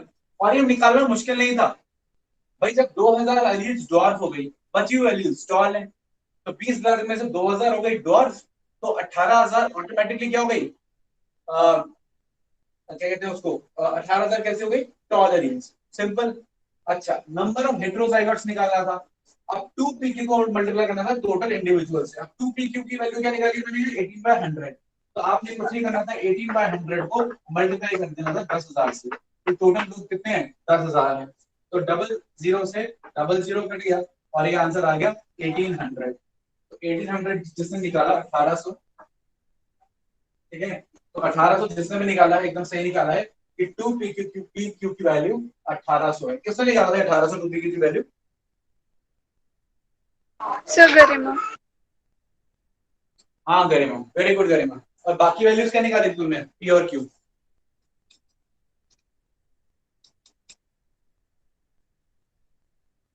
जो भी निकाली थी। तो कॉन्सेप्ट इस इन क्वेश्चंस का सिंपल सा कॉन्सेप्ट इतना सा सिंपल सा है कि आपने कुछ भी नहीं जानना है, आपने बस देखना है कि आपको दिया क्या है। भाई ये कितना सिंपल क्वेश्चन था, आपको बस ये पता होना था कि हमें 100 दिया है, मतलब क्या दिया है, एक तरीके से क्यू स्क्वायर दिया है, क्योंकि डॉर्फ वाले दिए हैं, बस अब क्यू स्क्वायर दिया, आपको एक पता लग गया, आपको क्यू स्क्वायर पता लग गया, आपने उससे क्यू निकाल लेना है, Q आ गया तो सिर्फ P आ जाना है, P आ गया तो आप कुछ भी निकालो, Q स्क्वायर निकालो, P स्क्वायर निकालो, 2P को निकालो, जो मर्जी निकालो। मतलब आपको बस ये पता होना चाहिए क्या दिया है और बाकी आपको निकाल लेने हैं। और ये पता होना चाहिए पूछा क्या है, कि P पूछा है, पता चला आपको पूछा P स्क्वायर है, आपने P का आंसर दे दिया। तो आपको पता होना चाहिए क्या पूछा है। और आपको ये क्लियर होना चाहिए कि टोटल एलील्स हमेशा नंबर ऑफ इंडिविजुअल्स के डबल होंगी, ठीक है। और नंबर निकालने के लिए आपको सिर्फ क्यू नहीं निकालना या पी नहीं निकालना, आपको अगर नंबर पूछा है तो आपको टोटल नंबर से मल्टीप्लाई करना है। और अगर नंबर नहीं पूछा, मान लीजिए आपसे वो सीधा फ्रीक्वेंसी पूछता कि tell me the frequency of dwarf alleles, तो आप सिंपली उसको क्यू की वैल्यू दे देते हैं। अगर पूछता फ्रीक्वेंसी ऑफ टॉल एलील्स तो आप उसको पी की वैल्यू दे देते हैं। अगर वो पूछता फ्रीक्वेंसी ऑफ हेटेरोजाइगोट्स तो आप उसको 2p क्यू की वैल्यू दे देते हैं। लेकिन क्योंकि उसने आपसे नंबर पूछा तो आपने उसे टोटल नंबर से मल्टीप्लाई कर दिया। आपको समझ में आ गया ये न्यूमेरिकल किस तरीके से किए जाएंगे? यस सर, आ गया? समझ आ गया। आ पक्की गया बात सर। सबको? तो चलिए, अगर आपको समझ में आ गया तो आपको आपको टेस्ट करने के लिए, क्योंकि मैं ऐसे आपकी बात पे यकीन नहीं करता, एक और क्वेश्चन जरा लिखिएगा अपना।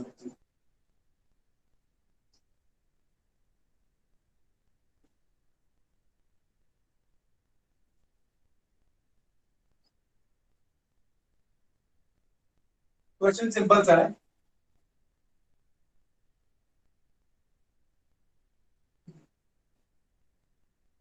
One percent of population are affected by 1% of population affected by sickle cell anaemia. Affected का मतलब दोनों ही इफेक्टेड है, ठीक है ना। 1% population are affected by sickle cell anaemia. Find number of carriers in a population of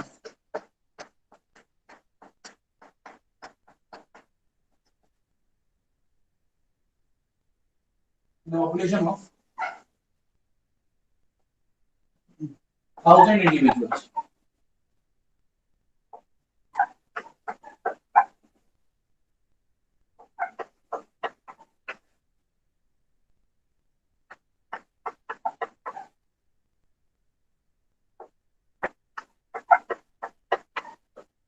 ठीक है ना। तो 100 लोगों की पॉपुलेशन में 1000 लोगों की, मतलब 1000 लोगों में कितने लोग कैरियर्स होंगे, आपको ये निकालना है। और आपको दे रखा है 1% ऑफ पॉपुलेशन इफेक्टेड होती है सिकल सेल एनीमिया से। फटाफट से निकालेंगे उसको, आपको इस समय मिलेगा 2 मिनट। तब तक I am just bringing back the charger of the phone. आपको सिर्फ 2 मिनट है, बिल्कुल क्या टाइम है।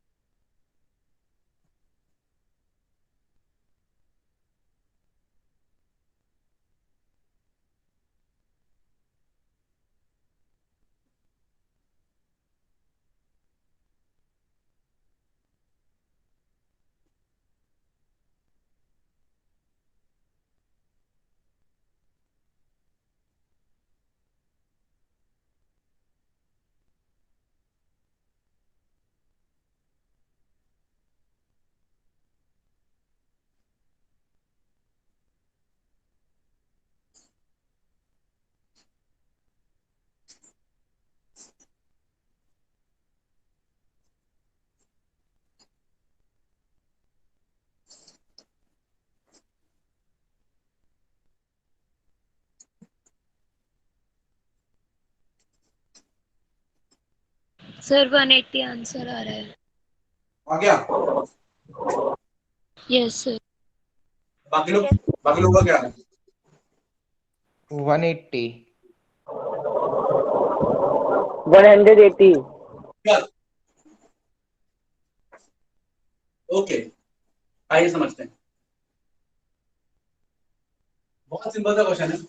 1% ऑफ पॉपुलेशन, पूरा पढ़ा लो क्वेश्चन, सॉल्यूशन कर रहे हैं। इंफॉर्मेशन क्या दी है और निकालनी क्या है। बोला है कि 1% पॉपुलेशन, नजर आ रहा है। दूसरा वाइट कर लेते हैं। सर आ रहा बोला नहीं है सर। 1% पॉपुलेशन, ठीक है, 1% पॉपुलेशन सिकल सेल में, मतलब कि एचपीएस है। इसका मतलब क्यू स्क्वायर की फ्रीक्वेंसी दी है। कितनी दी है भाई? परसेंट में तो फ्रीक्वेंसी होता है, परसेंट, सेंट मतलब 100, मतलब 100 में 1, मतलब क्या दिया है 1/100, ये आपको दिया है। कैलकुलेट क्या करना है? कैरियर्स कैलकुलेट करने हैं। तो आपको क्या चाहिए उसके लिए? टोटल नंबर चाहिए और 2pq चाहिए। तो क्या चाहिए बेटा? क्वेश्चन मार्क में क्या जाएगा? 2pq चाहिए, क्योंकि आपको कैरियर्स निकालने। और टोटल नंबर कितने लोग हैं? मैंने कितने 1000 लोग दिए? 1000 लोग, तो 1000 लोग हैं, तो 1000 हमारे पास है। इसको मल्टीप्लाई करना हमने 2pq से, 2pq इंटू 1000 जो होगा वो हमारा आंसर है, that is carriers in operation of 1000। तो सवाल इतना सा है कि मेरे को 2pq निकालना है। अब मैथ्स है, वापस मैं आपके लिए मैथ्स सॉल्व कर देता हूं। क्यू स्क्वायर बेटा अगर 1/100 है, तो उस लिहाज से आपका क्यू आ जाएगा 1/10, है ना। क्यू 1/10 है, तो अगेन पी आपका बेटा आ जाएगा 9/10। पी की वैल्यू आ गई, क्यू की वैल्यू आ गई, तो बेटा आपकी 2pq की वैल्यू आ जाएगी सिंपल 9/100। तो आपकी कैरियर्स की वैल्यू आ जाएगी, सॉरी 2pq है, 2 मल्टीप्लाई हो जाएगा 18/100, तो 2pq की वैल्यू आ गई 18/100, ठीक है। 2 इंटू 1 है ना, 2 इंटू pq, 9/100 का 2, दैट इज 18/100। अब 2pq हो गया 18/100, मल्टीप्लाई कर दो किससे? 1000 के साथ। आपका नंबर ऑफ इंडिविजुअल बेटा कितना आ गया? 100 से डबल 0 गए 180 आंसर। Very good family. तो सिंपल सा क्वेश्चन था, सिंपल सा आपने निकाल लिया, ठीक है। इसी क्वेश्चन में आपसे अगर वो कुछ और पूछता, अगर वो आपसे पूछता कि नंबर ऑफ अलील्स बताओ, तो भी आप निकाल लेते। आप क्यू को मल्टीप्लाई कर देते 2000 से। अगर वो खराब सिकल सेल अलील्स पूछता तो आप क्या करते? 1/10 को मल्टीप्लाई कर देते 2000 से, तो आपका number of sickle cell alleles आ जाती, ठीक है ना। नंबर ऑफ अगर वो पूछता कितने लोग इन्फेक्टेड है, तो वो और आसान था। 1% लोग इन्फेक्टेड होते हैं, तो मतलब आपने कुछ नहीं करना था। अगर 100 में 1 होते तो 1000 में कितने होंगे? 100। आप ऐसे भी इजिली निकाल सकते हो। तो बड़े ही सिंपल सिंपल क्वेश्चन होते हैं, ठीक है। आपके हार्डी ग्रीनबर्ग लॉ के मैंने आपको कुछ प्रैक्टिस दे दी है, कुछ प्रैक्टिस आपको टेस्ट में मिल जाएगी, ठीक है। तो ये हुआ आपका हार्डी ग्रीनबर्ग लॉ। हमारे पास 2-3 टॉपिक्स रह गए हैं। एक रह गया है जियोलॉजिकल टाइम स्केल, ठीक है। 2 ही मेन टॉपिक्स रह गए, एक रह गया जियोलॉजिकल टाइम स्केल, थोड़ा सा बताना है मुझे उसके बारे में, और उससे रिलेटेड है प्लांट एंड एनिमल इवोल्यूशन, छोटा छोटा। और एक आखिरी टॉपिक हमारे पास रह गया ह्यूमन इवोल्यूशन। तो ये 2 मेजर टॉपिक्स हमारे पास रह गए, जिसको हम कोशिश करेंगे कि नेक्स्ट क्लास में कवर अप कर दें। इनकेस अगर नेक्स्ट क्लास में कवर अप नहीं हो पाते, क्योंकि अगली क्लास हमारी आखिरी क्लास होगी, तो ऐसा हो सकता है कि आपकी क्लास 1.5 घंटे के बजाय 2 घंटे, 2.25 घंटे, 2.5 घंटे, मतलब जब तक आपके टॉपिक कवर अप नहीं होते, ठीक है ना, उतनी ही वो लंबी चले आपकी आखिरी क्लास, ठीक है। तो वो पॉसिबिलिटी, तो उसके लिए प्रिपेयर रहे। कोशिश करूंगा कि 1.5 घंटे में ही कंप्लीट हो जाए, लेकिन क्योंकि आप मुझे जानते हैं कि मैं आपके क्वालिटी के साथ कॉम्प्रोमाइज नहीं करूंगा, ठीक है ना। तो इसलिए मेरी जो क्लास रहेगी, वो मुझे टॉपिक कंप्लीट कराने तो कराने, फिर वो 1.5 लगे, 2 लगे, 2.5 लगे, 3 लगे, 4.5 लगे, आई डोंट केयर। तो फिर आपकी क्लास तो माइंड में प्रिपेयर करके रखिएगा कि आपकी क्लास 1.5 घंटे से ज्यादा हो सकती है, लास्ट वाली, ठीक है, क्योंकि हमने 2 इंपॉर्टेंट टॉपिक्स क्या करने, कवर करने हैं, ठीक है। क्लियर है पॉइंट? आ रही बात समझ में? Any doubts? सर इस टॉपिक पे एक डीपीपी प्रोवाइड करवा देना 1-2 दिनों में। डीपीपी तुम्हारी तैयार हो गई है ऑलमोस्ट, मैंने इवोल्यूशन की एवोल्यूशन की डीपीपीज 5-6 डीपीपीज हैं, वो 5-6 डीपीपीज 5 है, शायद 5 डीपीपीज है, और वो 5 डीपीपीज आपको कल तक आपको अवेलेबल हो जाएंगी। तो उसको आप आराम से प्रैक्टिस टाइम पे 5 डीपीपीज कर लीजिएगा। डाउट्स होंगे तो आप उसको डील कर लेंगे, आप मुझसे कॉल पे व्हाट्सएप पे कैसे भी पूछ लीजिएगा, या एक छोटी सी आधे घंटे की क्लास लगा लेंगे आपके डीपीपी के डाउट्स के लिए, वो कोई इशू वाली बात नहीं है। ठीक है, और कुछ?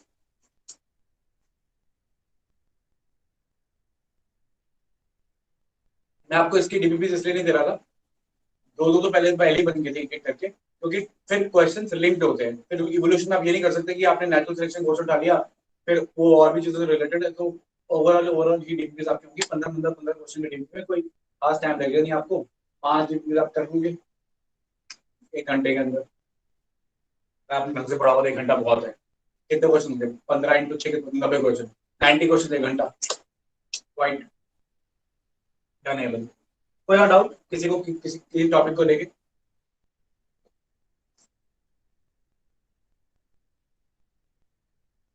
चलिए, आपको कोई डाउट नहीं है तो फिर will see you in the next class. Thank you very much. Thank you sir.